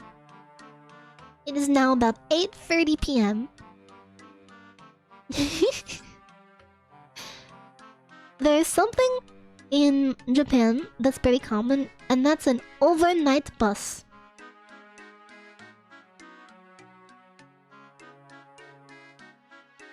To get to Osaka from Tokyo on an overnight bus takes about 10 hours. But I'm like, that's okay. It's a fairly cheap bus. It's like, I think it was like $50. Yeah, here's the thing. I didn't make it to the bus. I didn't get on the bus. But we'll get to that. So it takes a 10-hour bus ride from Tokyo to get to Osaka to make my connecting flight to get me back to Australia. So I'm like, okay, how can I get on this bus? You have to buy the ticket in person only. So, we're at the airport. The bus leaves from Tokyo, not the airport. Tokyo, which is an hour and 15 minutes, not by taxi, away from Narita Airport. Has raided the channel with 86 Hi, Politely! Oh, so, do you remember that $400 taxi that I had to take from Tokyo to Narita because I didn't realize that the flight was not leaving from Haneda? The flight that I missed. That $400 taxi, I then had to get in a bus from the airport and take a bus all the way back to Tokyo to get on the overnight bus to somehow make my connecting flight in Osaka. Thank you so much, Politely. Sorry, I'm almost done with a very, very long story because a lot has gone wrong in the past couple, months. And I'm just getting to the end of it. But I'll do a little recap at the end. So, I rock up to the bus stop. I hand them all of our luggage. It really doesn't stop. Oh, it's not done. It's not done. It's not done. We're not done. Yeah, my recap, there's so much has gone wrong! Okay, so I rock up to that bus stop. And I'm like, I need to go back to Tokyo. I need to go to Tokyo from the airport. Good thing is they have a service that leaves from the airport to Tokyo. It's called a limousine bus. It is a fairly cheap bus that runs fairly frequently from the airport, Narita, to Tokyo. I give them all my luggage. I get up to the bus, and they look at me, and they're like, ticket. And I said, Suica. Because Suica is how I got the airport bus limousine from Osaka. They do not accept Suica for this bus. They said, you need to buy a ticket. This bus is about to leave. And I'm like, oh fuck, I didn't actually say fuck. I'd start freaking out. I'm like, okay, where do I buy a ticket? They point inside. They point to a desk inside, and they said, go to that desk, buy a ticket quickly, we need to leave. I run inside, I get to the desk. I stand behind a lady who's in line. I'm like sitting there doing the little I need to pee dance, but I just need to really buy this fucking ticket to get home. To get to the overnight bus. I get to the desk. And I said, I need 2 tickets. That bus. And I point to the bus because you can see it out the window. And the man at the desk looks at me. And he says, oh, no. No. And I'm just, yes, yes, yes, that bus. They told me to come here. Buy ticket. The man says, no, no, no, no bus. I'm like, what do you mean? I'm like, what do you mean? I need to get on that bus. Here's the thing. Tokyo's usually pretty tight on like when stuff's supposed to leave. So this man was looking at the computer and the computer was like, no, this bus is left. You can't buy tickets on this bus. This bus left. And he said, no bus. And I said, that the bus is there. That bus, please. 2 tickets, they're waiting for me.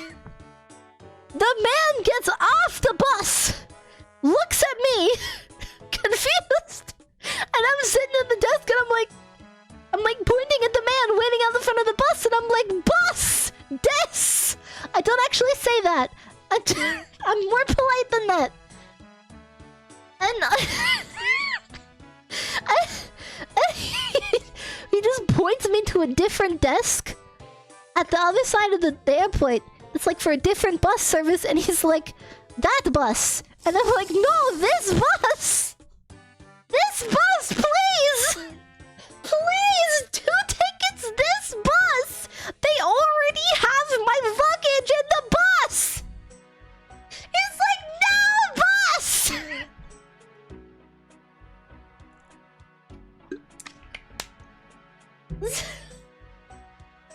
Ah! So by the way, the bus that I need to get to Osaka from Tokyo also leaves in about 2 hours. This is gonna be relevant soon. I need that bus. I wanna cry. Like I get what's the problem with a little to fucking just bribe them? Sisyphus happy. That means one must imagine Sisyphus happy, smirking cat face. What? So I start walking back. And I'm like, what do I do? I'm looking at my phone. The guy who got off the bus, he was there staring at me, runs to me, and he's like, ticket, ticket, ticket, leave. And I'm like, no. And he's like, what are you? No, yes, yes, you need ticket.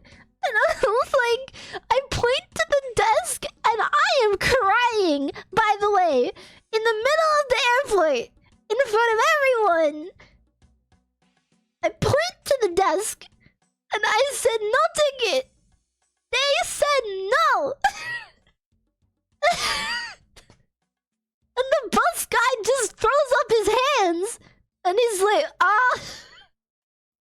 ticket? He runs to the desk, and he's like, almost shouting, like he's very forcefully talking to this man in Japanese behind the desk, and he's like, ticket! Ticket! Ticket! Now! In Japanese! And the guy looks at the bus driver of the bus that is still there! That has not left, that needs to leave, that is now 10 minutes late, well, like 5 minutes late to leave. And he's like, tickets! My bus! Give me the tickets! 2 tickets! The guy at the desk looks at him and he goes, oh! Oh, okay. Please wait. And he goes to his computer and he types his stuff and he prints the tickets and he hands them to the guy. And the guy runs to me. He says, "Come on, let's go." Oh!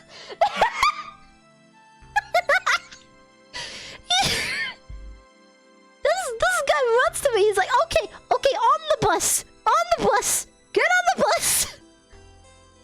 The bus, he tears my ticket, he gives me the ticket, we get on the bus, we sit down on the bus, and we start our way back to Tokyo! Back to exactly where I just spent a taxi to get away from! Because I didn't get an overnight bus from Tokyo. get to Osaka to make my connecting flight to Australia on my emergency passport because I lost it after losing basically my entire trip to COVID. To COVID. So, I sit down on the bus. I turn to my friend and I f***ed up. I f***ed up real bad. Cause you know what I said? You know what I f***ing said?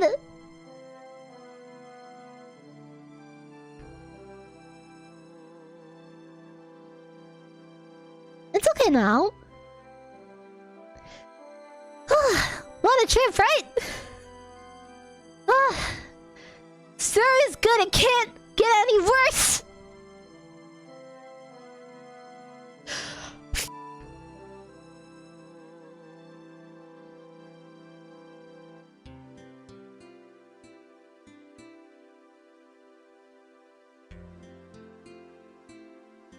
When will you learn? When will you learn that your actions have consequences?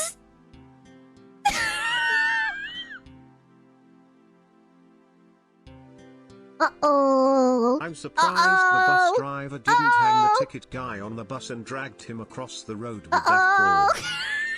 Hey John Bomb _pro, Tama translating for Fuwa.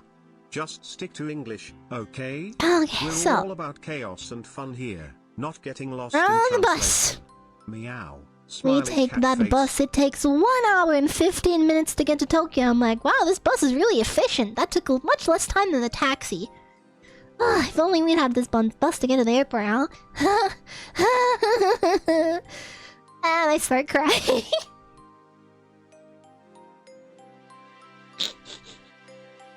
We're in Tokyo.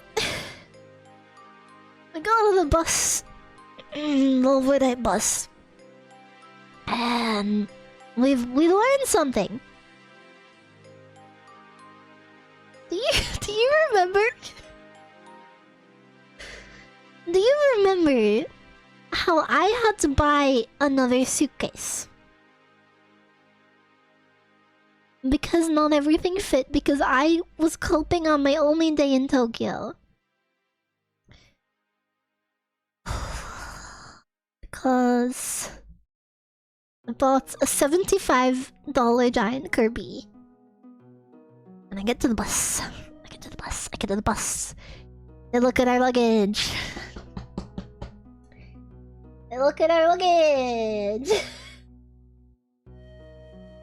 And they look at me. And they say, oh... no bus. Oh, by the way, the bus that I got from Narita Airport to Tokyo, the reason why the guy was trying to rush me on is he said that was the last bus of the night, and the other service, he said, would not let me on because of the luggage. And I go, oh, good thing you were here. Get to Tokyo. Get to the overnight bus. No bus! No! So keep in mind here, the expenses so far. Got COVID, had to get a new hotel because I couldn't continue my trip in Osaka because I had to go to the Australian Consulate, which I go to with an expired Medicare card. After a lot of steps, I finally get my emergency passport. I get 1 day in Tokyo. I spend that day buying a giant Kirby because I am breaking down from everything that's happened so far. From how bad everything has continued to go. Almost every single day there's a disaster. Buy a suitcase to fit the Kirby, spend $400 to get to the airport, not in time. Get on a bus to go back to Tokyo. Do not get on the emergency overnight bus that we were trying to make. To get to Osaka to make my connecting flight to get home. Buy travel insurance. So,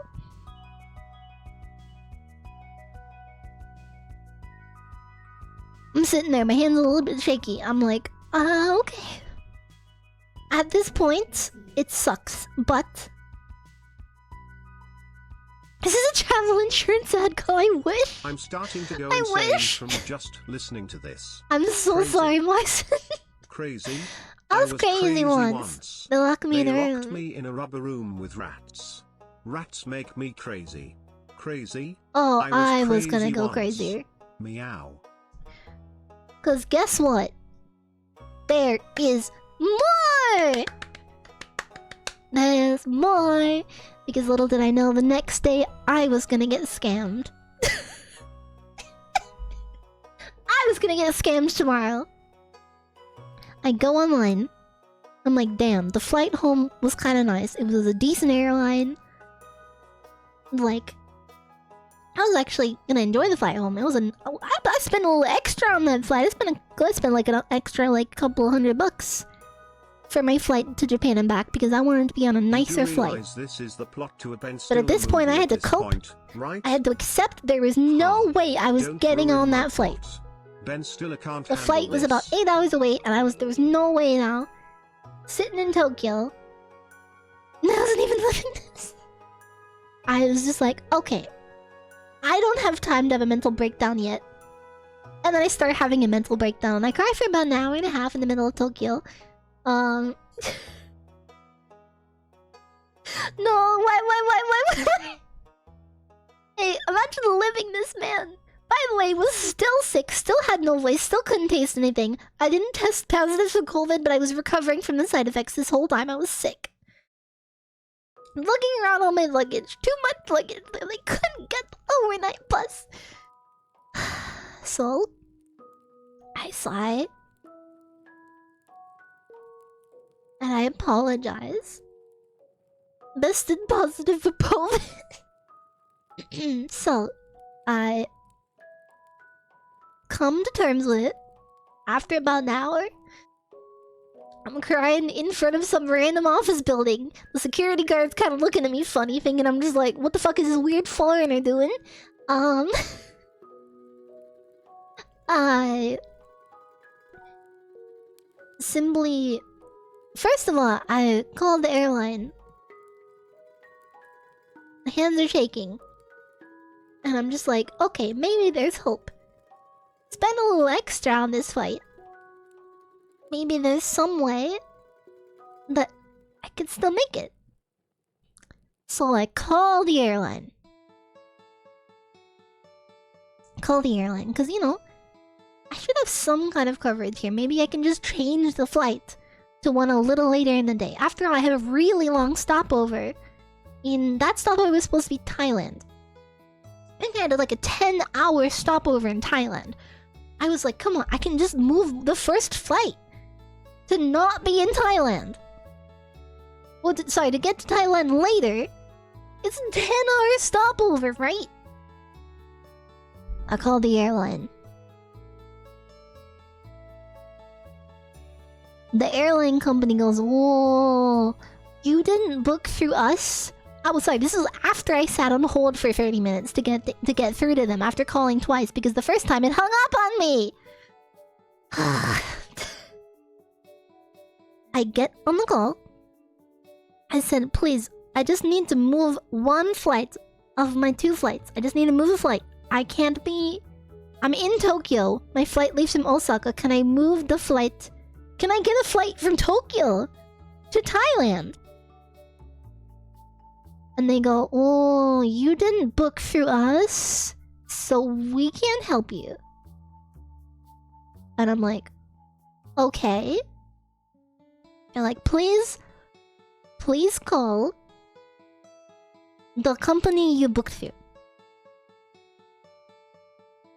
I booked the flight through booking.com. Which at the time, I thought was a good move. That way I had everything in one place. And had the support to help me in this kind of a situation. I'm like, perfect, that's great. I'll call them. So I call booking.com. I sit on the phone on hold. I get through to booking.com. They say, oh, it's within 24 hours of the flight. we can no longer intervene. You have to deal with the airline directly. I'm sorry, because it's within 24 hours, we no longer have access to this flight. And so I say, okay, there's absolutely nothing you can do. There's no way you can cancel it. They said, no, we can't do any of that. The airline now is in charge of it. They have the flight on their system now. We can do nothing. So I'm like, well, fuck, okay. Well, I guess I'll call them back. I call the airline. They're like, you didn't book this through us. You need to call the person you booked it through. I'm like, no, don't hang up. Don't hang up again. Please don't hang up again. I'm like, they said because it's within 24 hours, they cannot help anymore. And the lady goes, oh, within 24 hours, okay. She turns to a little cool computer. I can hear him typing. She goes, oh, your flight is in 8 hours. And I'm like, yeah. And she's like, okay, you can't make this flight? And I'm like, no, the flight is in Osaka. I am in Tokyo.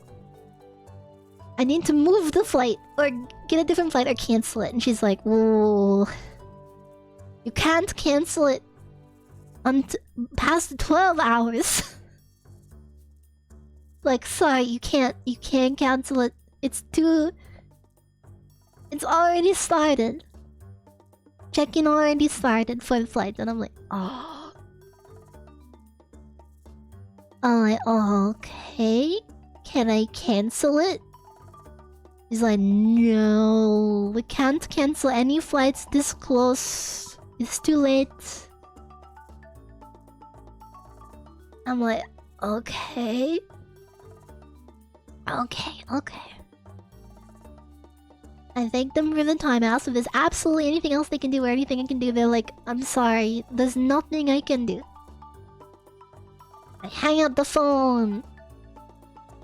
I come to terms that I have in fact missed my flight home. After all that trouble trying to get it. After everything I've already been through. So, the good news is, I did one thing smart. We had to leave for a flight in the evening, so I booked the Airbnb for an extra day so that we can leave without having to check out early in the morning. So at least I looked at them and I'm like, at least we have a place to stay. By this time, by the way, it's like 11:30, nearly midnight. And so the trains have stopped. So we get another taxi back to the Airbnb. It costs another $45 because there's an overnight charge for late hours. Another $45. Get a taxi, go back to the Airbnb that we had left. Thank goodness they put the key in the letterbox and give you a code to unlock it. The code still worked. We got the key back. Go up to the Airbnb. Go to bed.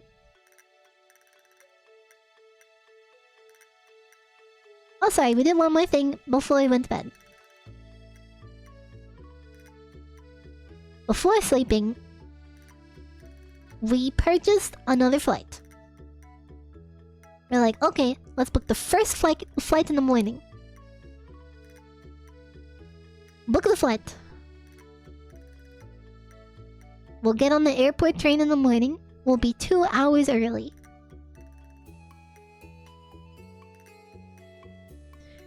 The flight costs an extra, for me, I think it was like $750.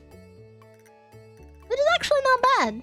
When you're buying one-way flights from Japan, the flight money is not too bad for a next day flight. I was actually surprised. So, I bite the bullet, I go, well fuck. Good thing I did a subathon before this, otherwise I think I might have been stranded. And I get us the flight, book it, and go the heck to bed.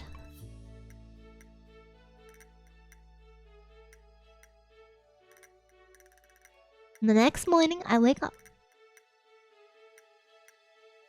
It's 5:30 in the morning. I'm like, let's go. Throw everything together, tidy up Airbnb a little bit nicer since we gotta stay an extra night, so the person... You know how earlier I said I didn't clean it up because we were in a rush? I cleaned it up a little better, even sorted the garbage. Made it all nice. Put all the towels together, made it nice for the person, and then... 5:30 AM, left by 6 AM. Got to the train station.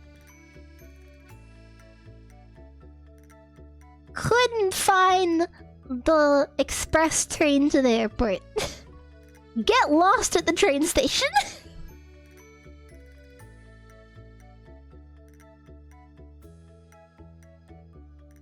Start running around the train station. After about 25 minutes of running around the train station, I finally find the directions that lead to the express train that goes to the airport. Get to the express train. Express train is ticket only. Leave all my luggage with my friend, apologize to them, sprint upstairs. Sprint to the ticket box. Try to grab the tickets for the train. Miss the train I was supposed to get. Have to wait for the next train, it comes in 20 minutes.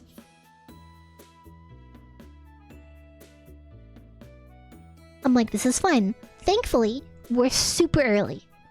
By the time we get to the airport, there'll be just over an hour. Maybe an hour and a half until it leaves. $10, chat. I'm gonna go kill God for doing this to Fuwa. If any of you want to join me, hop on the bus and let's go out. Carefully, don't bring too much luggage. They won't let you on the bus. Okay. Yeah, thankfully we're super early. I laugh. Miss the train. Get a ticket for the very next train. Missed the train by about 2 minutes, by the way. Or rather, I saw the train, but we had to watch it leave because it happened while I was buying the ticket. I got the ticket, they come down, we wait for the next train. We get on the train. The train zips to the airport.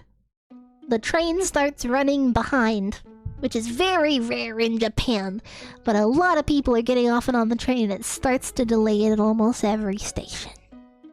They apologize over the speaker. They announce that they will be arriving at the airport at 28 past instead of 20 past. This train would arrive at 30 past. This is not a good thing.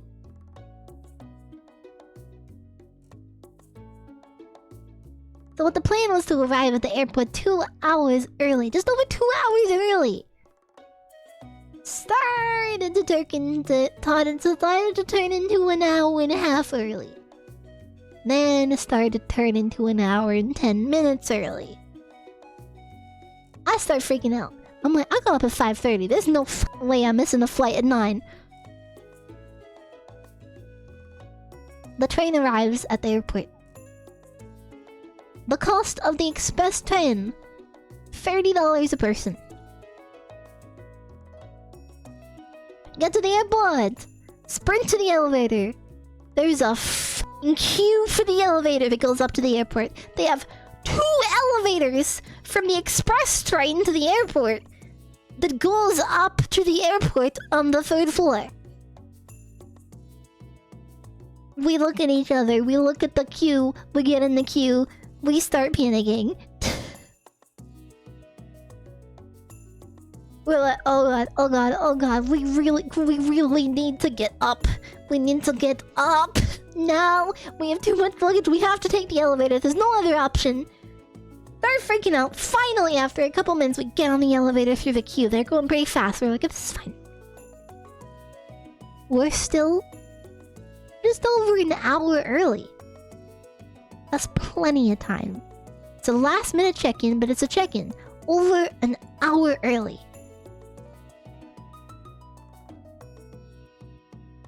We get out of that elevator. We sprint directly to the check-in desk section for the airline because I looked up where it wasn't advanced this time. I wasn't gonna let the same thing happen again.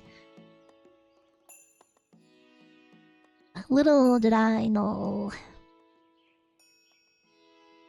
This airline in particular has a very specific policy that I would come to learn is a very well-known scam in the airline industry.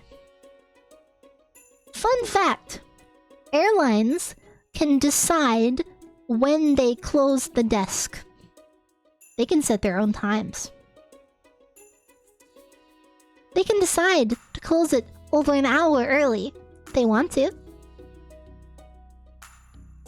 Turns out some airlines actually plan this. This is VietJet, by the way. Some airlines actually plan this and they overbook the flights, knowing that some people won't get the flights. I didn't know this. I didn't fucking know this. Turns out this is a very common practice. In fact, when you get on the planes, they hand out a brochure, and all the people who didn't make the flight, you can purchase their seats if they had better seats and move to their seats. They give you a little fucking brochure of the charges you can pay to move up to their seats if they're better. Because they don't want people on the flight because it costs them less if there isn't. So I get up to that area, and I notice no one's fucking there. They had left a while ago. They left like an hour and a half. The check-in closed an hour and a half early. Because they were gone. There wasn't even anyone there packing up. It was empty. Everything turned off, everything shut down. Gone. Everything done. Yeah, apparently this is common. I didn't fucking know that. So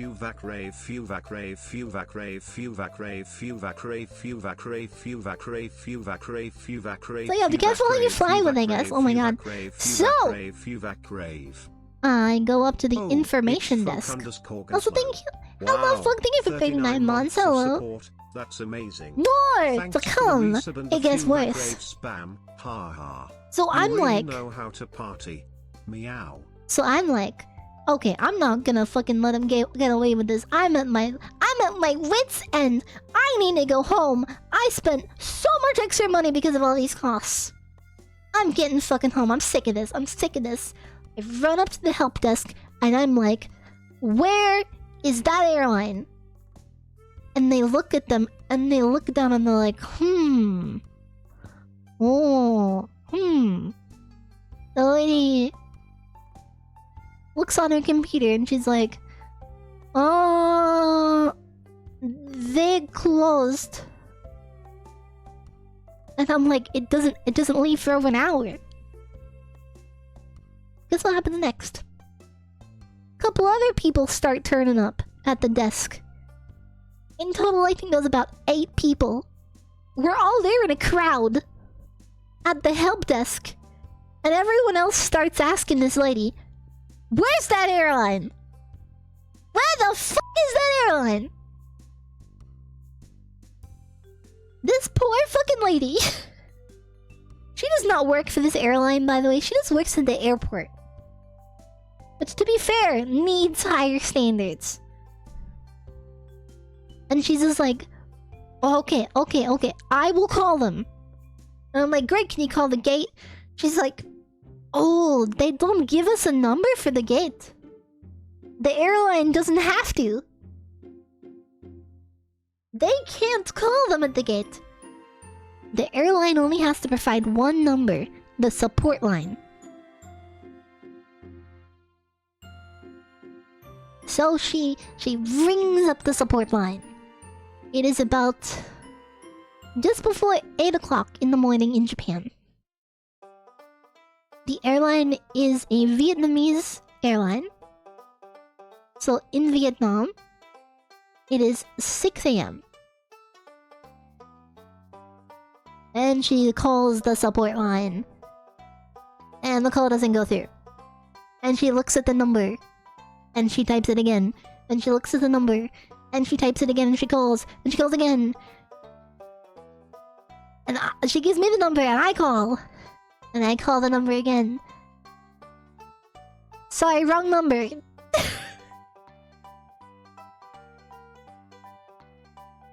They had provided the airport with the wrong number.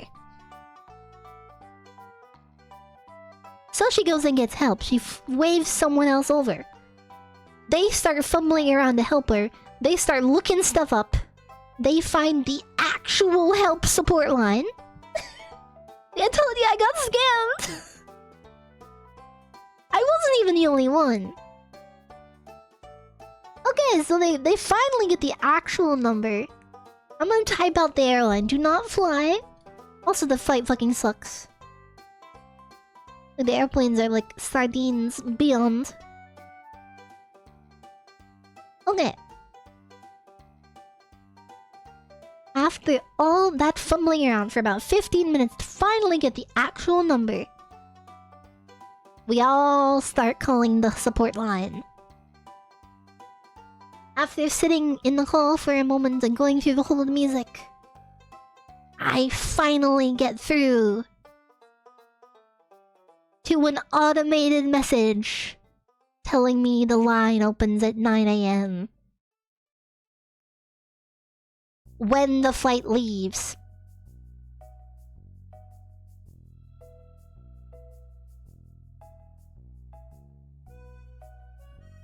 I can't make this shit up, man! What the fuck? Oh, but that's not all, by the way. This was a number they provided as their Japanese number, right? It's now 8 AM. An hour before the flight is supposed to leave. It's a low-cost airline. It's ridiculously low-cost. They don't even have to worry about people getting on the flight. They save so much money. Okay. So, you'd assume... Okay, well... maybe, with a large crowd of people, if we call when the flight's supposed to leave... at 9... I think it leaves at like 9:20, so I'm like, at least it's 20 minutes before. We can explain the situation. And maybe... get on. Their support lines do not open at 9 AM. Even though they provided a Japanese number, it redirects the call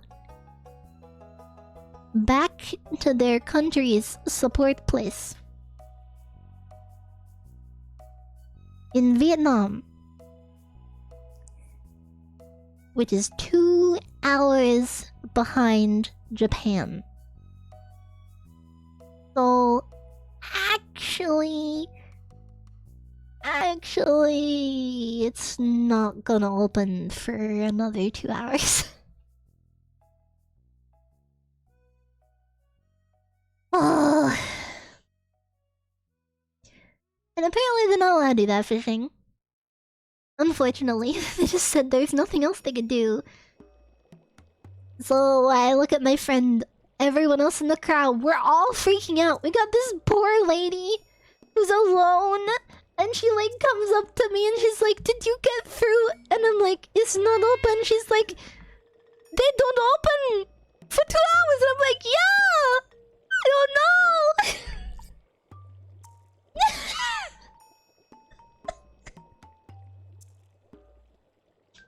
And I tell the lady, I'm like, "And guess what? This was my replacement flight. I missed one yesterday." And she goes, "Oh, oh no." And she goes, "Oh." This poor fucking lady, she was alone too. At least I had a friend with me. At least I still had one friend left that didn't get home because they had the same flight. Oh. Yeah, at the least, like, they did what they could. The poor information desk people could do nothing. And everyone else was, like, contacting insurance and contacting other options. And... I come to the realization that I am missing my second flight home. And that's when I went in the Discord and I'm like, guys. And they're like, no, Fuwa, no, Fuwa, no, Fuwa. What, Fuwa, did you miss another? I'm like, I missed another flight. I got scammed. And of course, you guys are like, Fuwa! What the f? I got scammed! My replacement flight! Oh.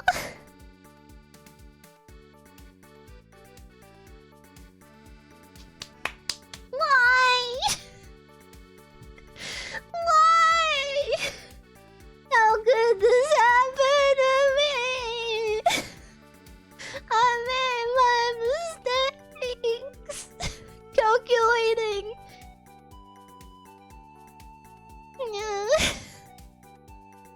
I come to the realization 9 AM in the morning at Narita Airport for the second day in a row, as I have just missed my second flight home because I was scammed by an airline that closed the gate like an hour and a half early. Which is f***ed.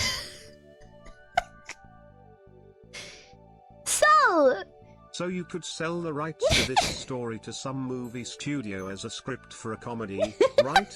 Get your cash back? God, I hope so. No they way. won't like this. My All I life ask is is that you priceless. pay me back for Yeah. the flights. You can have all the rights.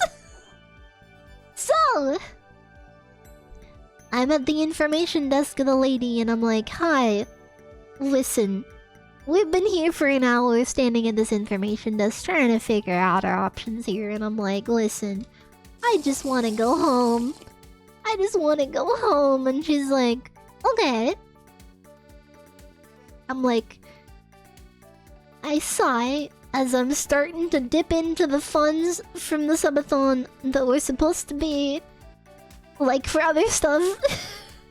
Which is why I'm opening commissions this week to try to make a little bit back.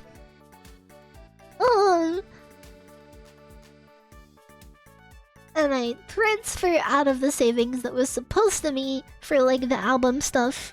And I'm like, well, okay, I'm gonna have to work a little harder to make this back and but at least I just need to get home. I just need to get home at this point. I'm very upset at this point. I'm very sad. Hey, not only you were scammed, I was scammed by proxy a little bit. Always Like, nice I to feel see so familiar fucking faces shit, which is why I'm gonna sticking make sure I make it back Yeah. so that it won't impact the album production, but like, I'm fucking cursed! So, I'm sitting there, like, kinda crying. I help my friend out a little bit, because they're like, God, I have to pay for another flight. And I'm like, I'm sorry, yeah. Help them out. Admittedly, so the flight ends up costing a little bit more. And they scammed you guys by proxy. Like, I'll admit, the first flight was my fault. The second flight was not my fault, but also the first flight, they hid the fucking desk where you checked in, where none of the other desks were, otherwise I would have made it. Maybe a little bit can blame it on the giant Kirby plushie, but the second flight was not my fault. So I talked to the lady in the desk and I'm like, I just want to get home. Can I buy another flight, please? And the lady looks at me and she's like, where do you need to go? And I'm like, Australia! I need to go to Australia, please. And I passed them my emergency passport and she goes, oh, emergency passport. And I'm like, yeah. And this was my second missed flight. And she goes, oh my god. And I'm crying.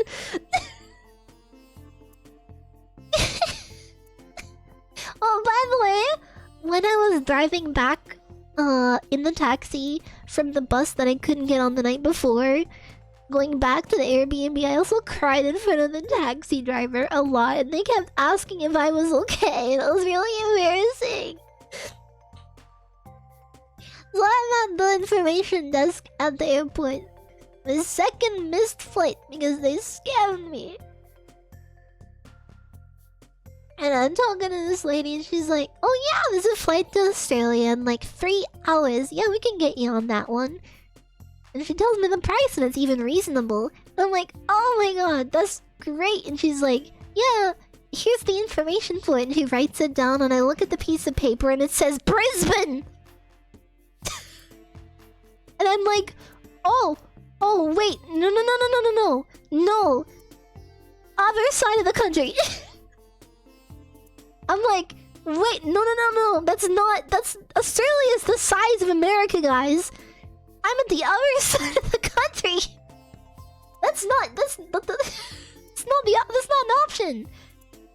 And so I'm like, no, Western Australia, and I point to where I need to go, and she's just like, oh, because listen, I don't live in a very busy part of Australia. There's not actually that many flights. There's actually not that many flights to go to Perth. There's not that many from Tokyo. This poor lady must have thought that Brisbane wasn't that far. It is very far. It would cost me almost the price of the whole flight from Tokyo to Australia just to get me from Brisbane to WA, man. No, the fucking right side of the country. So I looked at it and I'm like, no, Perth, WA, point on the map. And she's like, oh. And I'm like, oh. She's like, there's one other flight to Perth today. And I'm like, okay. And she hands me the information for the flight. And I look down, typing the flight information into my phone as I go to book it.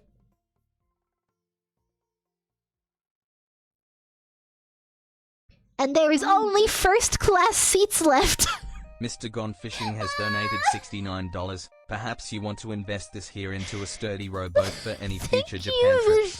JK, I hope this makes you feel a bit better. Yep, oh, the flight was full. Flight's fucking full. I can't afford to fly first class. No wonder the flight was reasonable. Yeah, compared to that one. So I look at the flight, and my ticket is the ticket that I didn't buy because I can't actually. I don't have enough money to buy that. I look down at my phone, and it is $6,000. And I look at the lady, and I just walk away from the desk, and I'm sitting there on my phone with my friend, and I'm like, we aren't getting on this flight. I don't have $6,000. Do you have $6,000? I'm like, I don't have $6,000. They're like, it's business class. We're not getting on that one.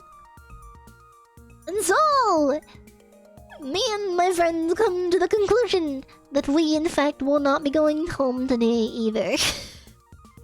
You spent that much already for trips to the airport. So, I come to the realization that, yep, I'm spending another day in Japan. Another one. Can I just hitch a ride in the luggage compartment?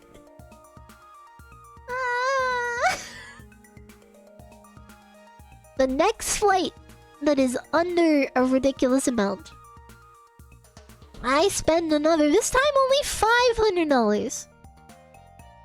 We actually found a significant cheap flight. The only one at this point that I can afford to get home. I need to get home to my cats. I fucking miss my cats. I'm getting home. Spend the $500 on the new flight. And I got some news for you guys. The only flight I can afford is with VietJet.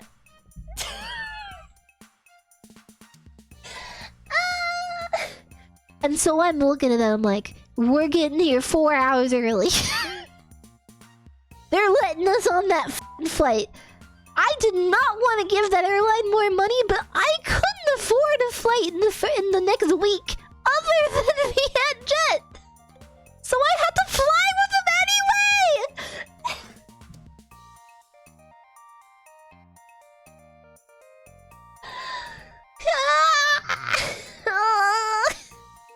Which is how I would find out that their flights are terrible. Oh, you've been scammed by them too. I'm so sorry. So, not only did I have to book through the same airline that just scammed me, stay another night in the country I've been trying to leave for 2 days, after everything else has gone wrong already.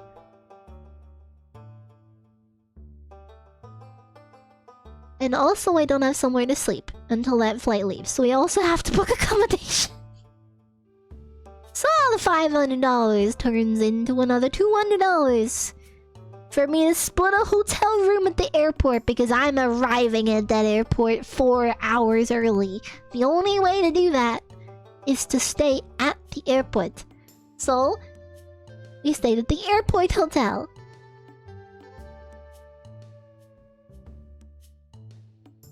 The hotel was actually quite pleasant. I liked it. I just didn't want to fucking spend another $200. Japanese story. So, damn Fuwa really needed to vent. Can only sympathies with you and why I'm always scared to ever travel outside my own country / Scandinavia. So 9 Just AM for stick the to airport. English, forehead. Probably Fuwa's is. Japanese snacks make me hungry. Meow. Smirking cat face. Bento box. Yeah, you don't have to leave your country because thanks to today's sponsor, Tokyo Tree and Sakurako,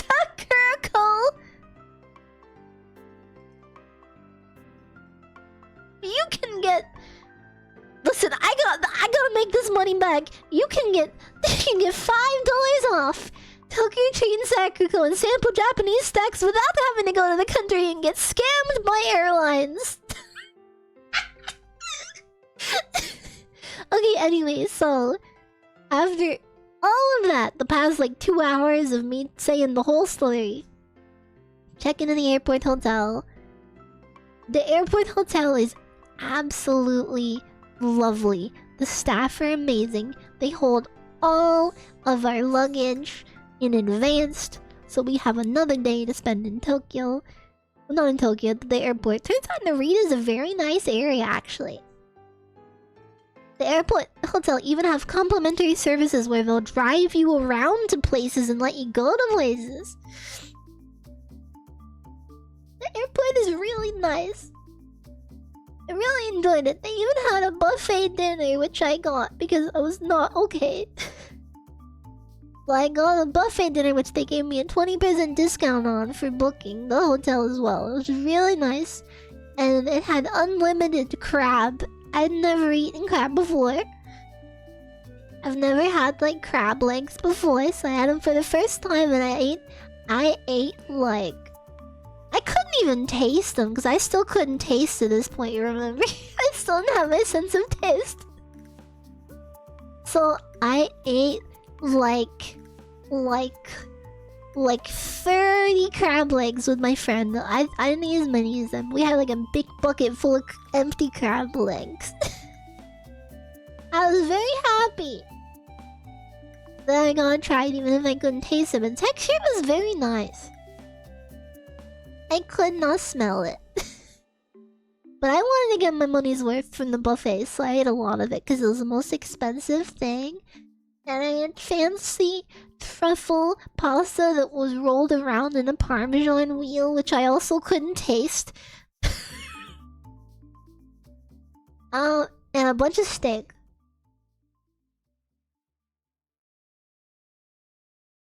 I gotta try flavorless crab for the first time! Yeah. Because I got a discount on the buffet. And I thought it sounded fun. And then I spent the rest of my day, for that one day I had extra, We took all the complimentary buses to places. I went to a really nice mall, and I bought a Hachima plushie that I was looking for since the day I arrived in Japan. And I carried her around hugging her the whole day. And I got to the airport, the airport hotel after the long day of going around and getting stuff. Wait, I have her! Hold on! She's right behind me, let me show you Hachima!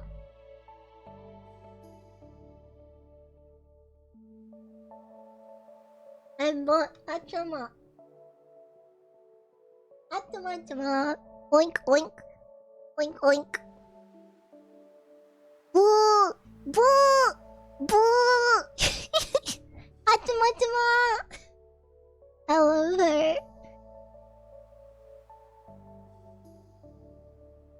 Oh, by the way, that was also when it was... This is also around when I was like watching her silly like piggy stream clips and stuff. So like Hachima got me through all that for real. I have a very significant attachment to her now. I like already liked Hachima, but like she helped me through that. Honestly, I was watching her stuff the whole time. And so I was so happy to get the plushie. And then I went to the hotel, I slept, and I woke up. And we went to the airport 4 hours early. And we get they get to the check-in desk and they're there. 4 hours early, there's a giant queue, but they're there. We're not gonna miss this flight. Thank God. And so, we check into the flight. My friend checks into the flight.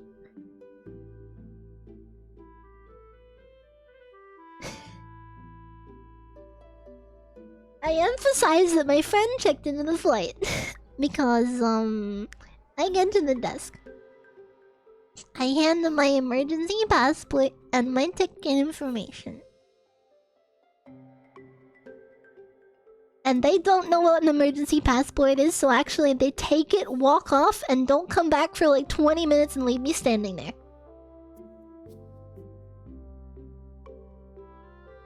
Cause they had no idea what that fucking passport was. They'd never seen an Australian emergency passport in their life. And they were like, is this shit fake? What is this? They look at me with the passport after coming back after 20 minutes of trying to figure out what it is. And she just looks at me and she's like, do you have a Japanese residence card? And I'm like, no, I'm Australian. I don't live here. I'm going home. And she looks at it again. She hands it to her manager. They sit there on the computer figuring it out for ages.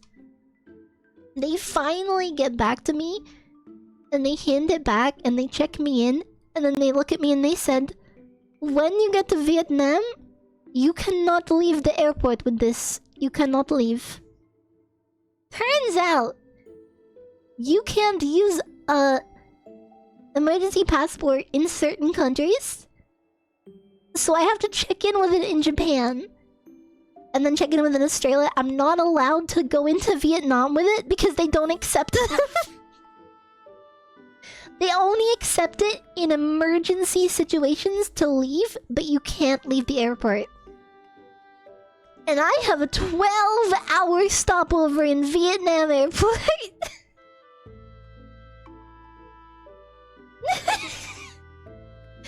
So they handed me the passport. They're like, sorry, you cannot leave the airport. Because they see that I have a long stopover and they're like, no leave. Don't leave the airport. And I'm like, okay. I don't even care at this point. I lost my nice flight that didn't have a shit layover. And so, I'm like, that's fine. I don't even care at this point. I put my luggage on the thing. And she looks at me. And she looks at my luggage and she sees that there is 2 bags. My original flight was 2 bags that you could check in. The original flight I was trying to get, the one that I missed first. And she goes, "Oh, you have to pay for this one." And I go, "Okay. Okay. That's okay." At this point, fucking stack it all, man, fine. And she sits there on the computer, she types it in, type. Weighs the bag, type, goes, "Oh." And she writes down a number on a piece of paper and slides it over to me at the desk because she doesn't want to show it to anyone. And written on that piece of paper is $280. And I look at her, and I look down, and I get my card out of my wallet, and I'm like, "Okay." And I'm like, "Okay. Okay. Fuck. Okay." And I get my card out of my wallet and she goes, "Oh, cash only." 'Cause of course it is.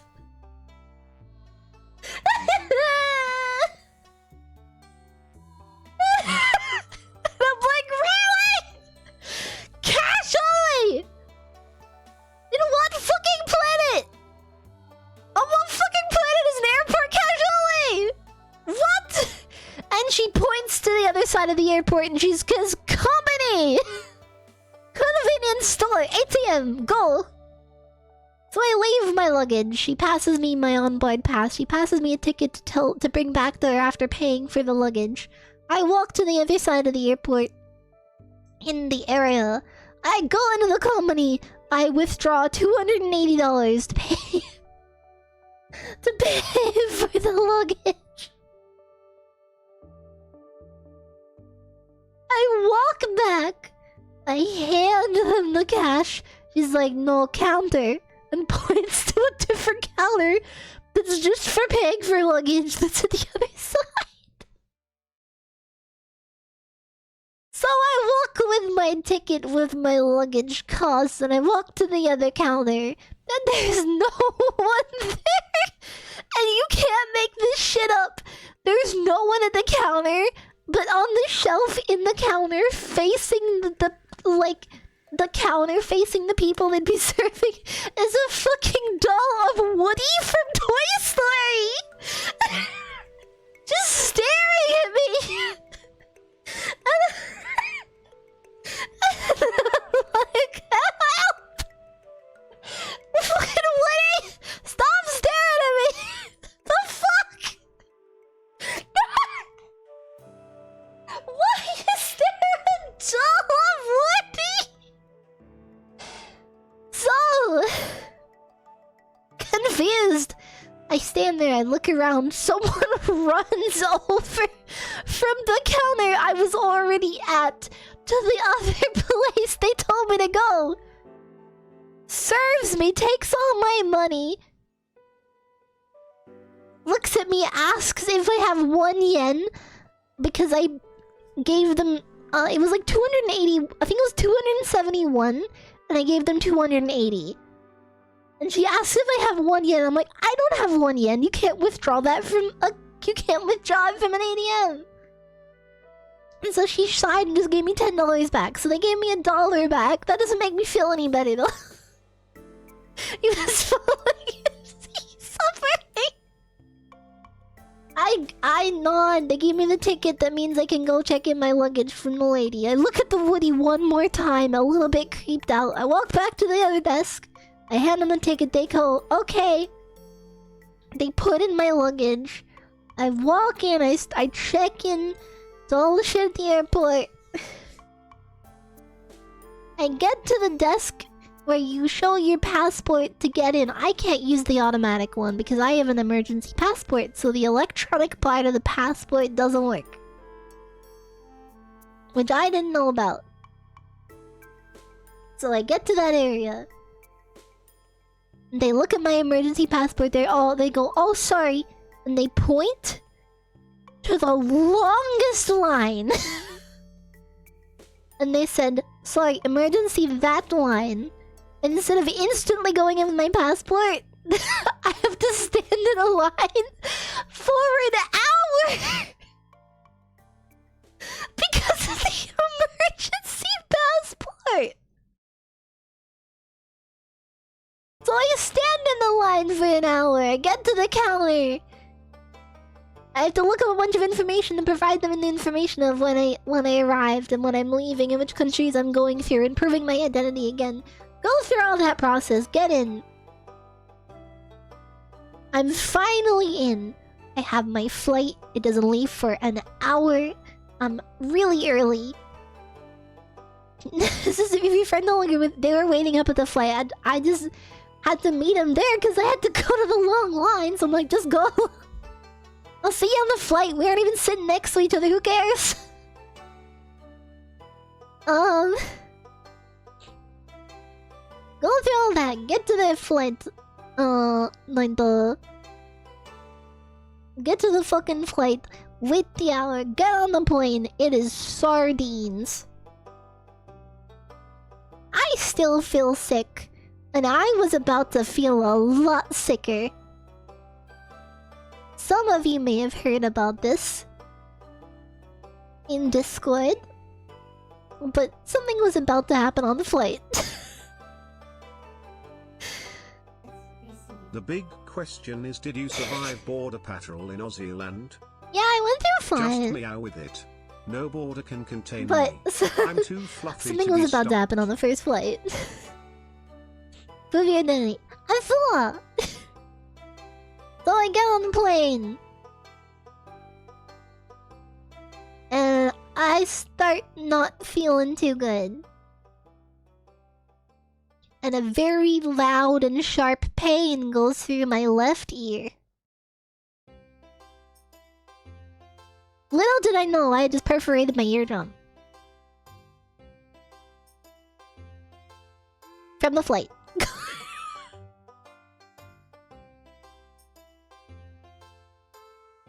Which has never happened to me in my life. I've never had trouble. My eardrum is suddenly perforated. And I get hit with a massive thing of nausea. And at this point, by the way, I didn't know this had happened. I just thought my ear hurt and didn't pop properly. It was very strong pain. I have a very high pain tolerance. I was like, fuck, that hurt! But moved on. Plus, I was already having painkillers from still being a bit sick and recovering. So I was also on painkillers, so I didn't realize it had happened. Until a couple hours into the flight. I think it was a 6-hour flight to Vietnam. And I start getting sick. I start getting really sick. I start spamming the call button. Spamming the call button to call someone for help. Like a flight assistant, a flight attendant. I'm spamming that button. She runs over, she's like, What, are you okay? I'm like, I am gonna throw up! I am gonna throw up! Right now! I'm throwing up, I'm gonna throw up! I'm gonna throw up! And she goes, What? And I said, I'm sick! She's like, You're gonna be sick? I'm like, Yes! Because they didn't know what throw up means, apparently!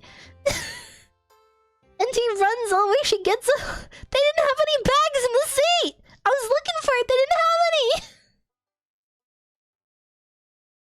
It just goes on and on, my friend.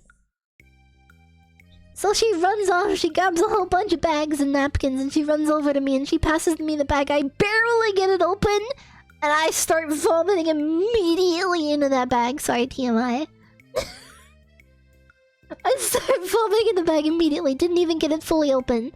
Did not even fully open it because it didn't tear open properly. And this is the part that I'm gonna be very sensitive with you guys for a moment. And I'm gonna let you in on one of the most embarrassing moments in my life as I'm sitting next to strangers in the middle of an airplane. In a middle aisle, like a middle seat, by the way. Didn't have an end seat, didn't have a window seat. Middle seat! Someone to my left, someone to my right.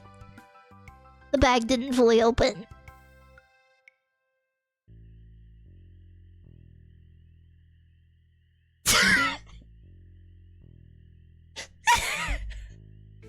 So,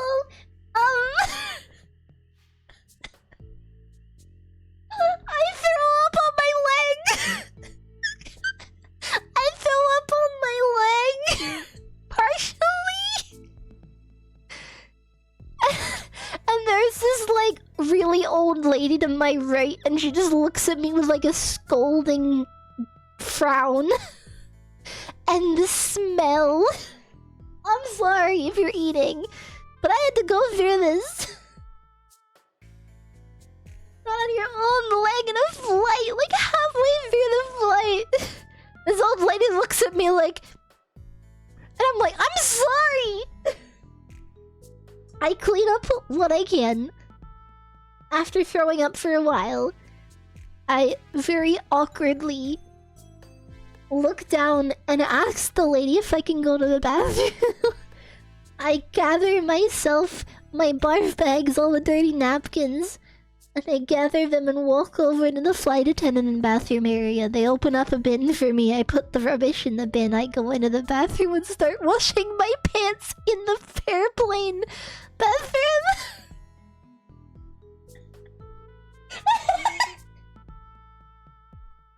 So I'm sitting there, very nauseous, feel like I'm gonna throw up again. Fun fact, I do. Washing my pants in an airplane bathroom.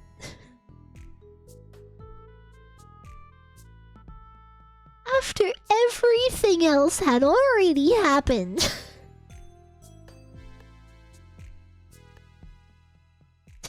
After everything else. I'm sitting there, vomit on my pants. Sick with a perforated eardrum that I don't know about yet.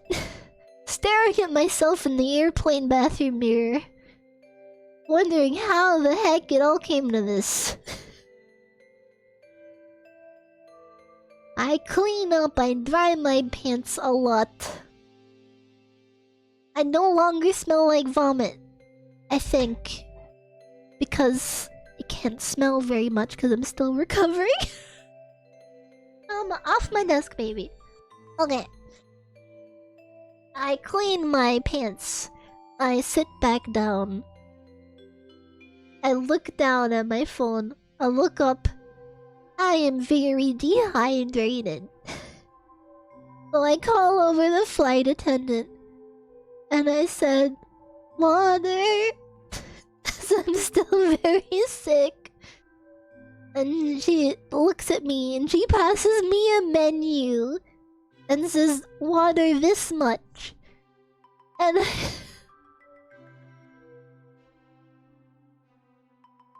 and it's in Vietnamese dong.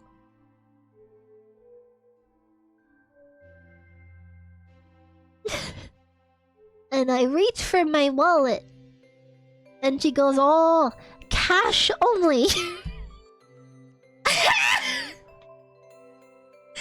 What?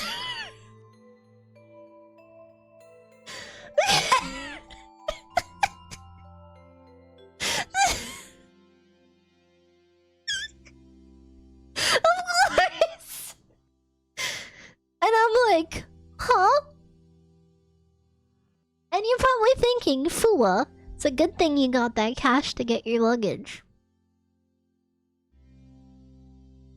Because they gave you... Shops, they just won't let you keep that dong in your pants. Yeah, basically... _pro, Tama translating. Oh my god. Just speak English, forehead. I don't Keep understand. it clean in here or you'll be dealing with the paws of justice. Meow. No, fun fact, Smirking cat face. I had the 10 yen. Okay, you're probably thinking, you didn't have the 100 yen, so they gave you 10 yen back instead of 9. So, Flea, you had 10 yen, right? Listen, I was in a line for an hour just to get my passport, just to get into the airport. And I had to wait an hour for the flight. And I got hungry.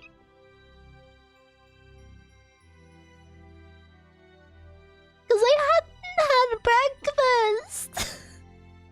So I spent it!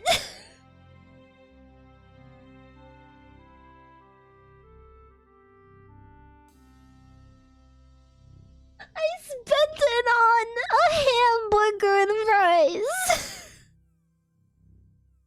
I got a hamburger steak and rice that I f***ing threw up on the plane because my eardrum got perforated. So by the time I was on the flight, I had nothing. And I'm like, please? The lady says, well, actually, admittedly, she just goes sorry and walks off. But then I tap the lady to my right again, and I'm like, bathroom, and I walk to the bathroom and I fill up again. And I'm like, really sick. I have never felt so motion sick in my life, because when you fuck your eardrum, when your eardrum gets fucking perforated, your balance is so bad. Like, your sense of... It's like seasickness times 10 on a flight. And I was sick. So, like, I'm at the bathroom, and one of the flight attendants, like, looks at me, and she, like, grabs me, sits me down, gets me some, like, a cup of warm water, because that's the only thing they had that's not bottled that they can't give me. And she, like, sits me with me there for, like, 5 minutes, calming me down and making sure I, like, clean my mouth out with water, make sure I'm okay. Honestly, thank you to that one good flight attendant. Oh my god. So I'm washing my mouth out with warm water. I chug a bunch of warm water. I thank them generously, because it was the only lady that helped me in that fucking airline. I go back to my seat and almost immediately tap on the lady next to me again to get up to go throw up again. But... oh, bathroom tips aside to go vomit. We land. I'm in Vietnam. Just one more flight to get home. I am dead. I feel like a corpse of a person at this point. I don't even know how I'm still breathing. I don't feel alive. I'm in like the worst state of my life. Oh my god. Sorry, I was crying. It was a lot. I'm going through it again talking about it. So, I arrive in Vietnam. I am very sick. I thankfully have heard that in the Vietnam airports they have sleep pods. You have to pay a small fee, but it was only gonna be like $10 for me to sleep in it for a while. Cause I had a 12-hour fucking layover. So I walk over to the counter to buy looking at it, say, this airport is warm. This airport is really warm. Keep that in mind in a moment. This is a warm day, and the air conditioning is struggling in there, so I feel even worse. And I go over to the counter, and I'm like, can I get a sleep pod, please? And the guy at the counter says, yeah, they're all available. But these little sleep pods are basically tiny little wooden boxes at the side in a section of the airport. Tiny little wooden boxes in an airport that is very warm. And he looks at me and he says, no air conditioning. Box very warm.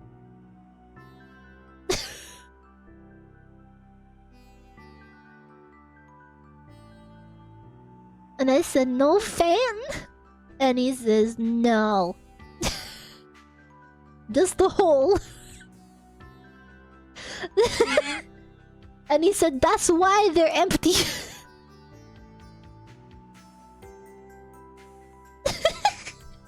Good guy though, he told me, he said no one wants them. He says it's like 40 degrees Celsius in the hole. Don't want it. Well, I go, oh, okay. And I looked really sick, so thank you to this guy. What's the bloody point then? That's what I'm wondering. So, I'm like, oh, okay, never mind then. And I go down to the bottom part of the airport. Wow, Fuwa, you went through so much. I went through I saw so all much. your tweets and I'm so glad you're home safe and it's all over. But don't worry, hope I'm the almost next time done. you go on a trip, it's a much better experience. I'm almost done. Yeah, I would die. Because I was still like sick and recovering in my eardrum. Oh my god. Saw your tweets. They're happy you're back safe I'm just and glad sound. they told me. So I I hope your grabbed. next trip is smoother. Stay safe on your adventures. I bought a whole bunch of water. I went down to the bottom part of the airport. I found a section that actually had decent air conditioning because it was really quiet. I lied down on chairs in that section and went to sleep for a little bit. Which was very nice after all of the stuff I'd been through. And then, after having a bit of a nap, I made my way over because you know what Vietnam Airport also has? I'll give him one thing that airport's nice for. Free showers. Completely free block of showers for anyone to use. And I was like, hell yeah! I'm fucking hype! Free showers? I thought I would have to pay for them. I was so fucking excited. Fucking woke up, wandered on over to the showers. I'm like, I threw up on myself. I cannot wait to get showered and feel better. And then I realize I don't have a towel. So I'm like, fuck. Where do I want to have a shower so bad? I need to have a shower so bad. I start walking around all the shops at the airport. And I'm looking for a towel. I'm wandering around, going everywhere. I'm like, towel. They're like, no. The next store, towel. No, I don't have my luggage. I don't have any spare clothes. All my clothes are in my check-in bags. I only have my laptop and stuff. So I'm wandering around. I'm going store to store. I'm like, towel. I want shower, please. And I look like I'm fucking dead. And after about 10 minutes of going to all the stores, I get to one of them and I said, I want shower. Do you have towel? And the lady looks at me and she pities me. And she walks on over to an area where there is a display rack. A display rack of scarves. And she gets a scarf off the shelf. And she says, this maybe will work. And I'm just like, how much? Okay. And she's like, I think it worked out to be like about $2. Like, it was very cheap. Vietnam is a very like cheap country to buy stuff. It's very well priced. I pay them for the small scarf. I go over the shower. Imagine in the middle of the shops and you see a zombie cat girl walking through begging for a towel. Tama, You know, hey John Bomb _ pro, that zombie cat girl sounds like a hoot. Maybe she needs towels for her catnip parties. Meow meow, smiling cat well, I face. really am walking around as a zombie. I get my scarf. I want on over those showers. good news is I actually have my little cosmetic bag with all my liquids. Because you have to have it in check-in so that you can put it through customs. And I had shampoo, conditioner, and body wash and everything. I was fucking set. Rocked on into those shower rooms. Got on into those shower rooms. Realized that they are cold water only.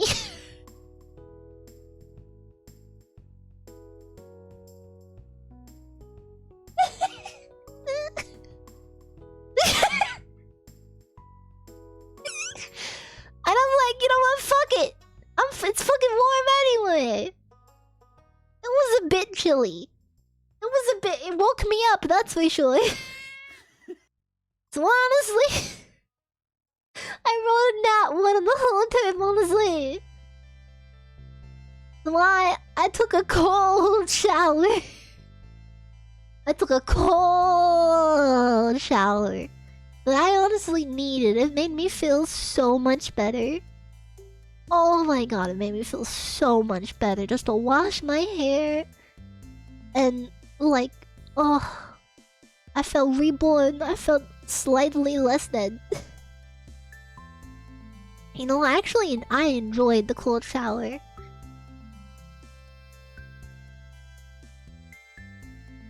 And I got out. And I went to dry myself off after that cold shower because I was in the shower. And I grabbed the scarf. I opened the packaging, and this is a small scarf. And I'm looking at it, and it's thin. It's also very thin. And I'm like, okay. And I start using it, and it doesn't do anything. Because it's new and it hasn't been washed, it had like a coating on it, so it wasn't taking in any of the water. So I just kind of stood there, brushing off the water with the towel that's not doing anything. Sorry, did I say towel? Thin scarf. That honestly did basically nothing. Put my hair up into the scarf because at the least it can contain my soaking wet hair. As I got dressed into the clothes again. As I am not really very dry. But honestly, I still felt better. I kind of, you know, pull my clothes on as I'm soaking wet. And I'm there dripping in my clothes in the shower, you know, like what? I get some more water, I brush my teeth because you can't really do it with the tap water. And I go back, and I'm still feeling really sick, so I actually have to go to the bathroom and I fill up again. And then I get out of there, and I'm like, okay, I'm in Vietnam, so I get a banh mi. I ate the banh mi. And then I go to not Hungry Jack's, that's what it's called here. I go to Burger King at the airport and I get a Milo. And I chugged that Milo. It was really fucking good. I love that places in Asia do Milo at stores. I will never accept why we don't do that in Australia when we fucking invented it. So I went to the Burger King and I got a big Milo and it was fucking great. I needed it. I sat on the floor using a PowerPoint because there was only one on the floor. Sat on my laptop. I played Lethal Company alone on the floor, sick at the airport. Took in my Milo. It was fun.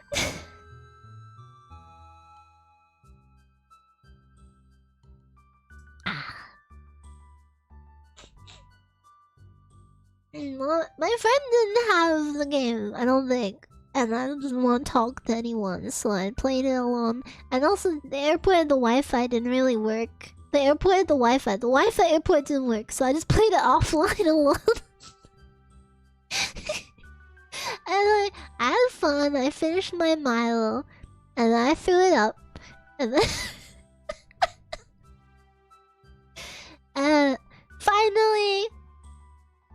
finally all the hours passed. And I got on my second flight, and I finally have some more good news. When's there for Wi-Fi work, honestly? So I got on my flight, and I finally have some good news. Turns out no one wants to go to my fucking city. Cause this flight is like empty. This flight is basically empty. Every single person has an entire row to themselves. It's fucking great. Cause you know what? It's an overnight flight. It's an overnight flight. Arrives at 7 AM. And I slept through the entire fucking flight because I was tired. Laid down in the whole row. I was living. I was so sick. My body was exhausted. I passed out immediately. Apparently I slept through like really harsh turbulence as well. My friend let me know after. I slept through the entire flight. I woke up to the announcement that we were landing. Slept through the entire thing. My body had no energy left. I slept through the whole thing. Didn't even throw up again because I think I slept through the entire part so I didn't get sick. Yeah, I slept through the entire flight. Finally got home. Finally got an Uber to my house. Got home, hugged my cats, and cried. And that is the end of the story. Has raided the channel with 804 I'm sorry, viewers. Don! Don Koala channel coming in 800, hot with that holy huge fuck! raid. Welcome, raiders. Hope you enjoyed the chaos here. Thank Oh my you, god, Don what Koala timing? channel, Oh for my the god, amazing raid. timing. That's crazy Meow. timing. Sorry, I'm still kind of crying a little bit.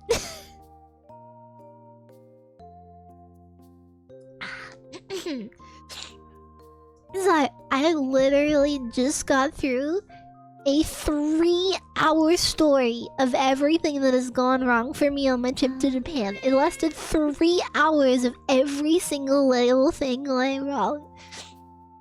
Down to me finally getting home. You popping off today, Dawn. I hope you had a great time. Thank you so much for picking me. Sorry, my voice is a little gone. I was just crying a whole bunch explaining everything that happened. Thank you so much. Sorry, give me 2 seconds. Well, maybe I'll play you guys something. And I might, you know, I'm glad. I'm glad you got a big grade, Dong. You deserve it. I look forward to seeing your breakfast on Twitter tomorrow. I was enjoying seeing your breakfast. Sorry, I just like. When did you learn your eardrum was perforated? After about like 5 days after arriving home. Is that what I'm known for, everyone? A little bit.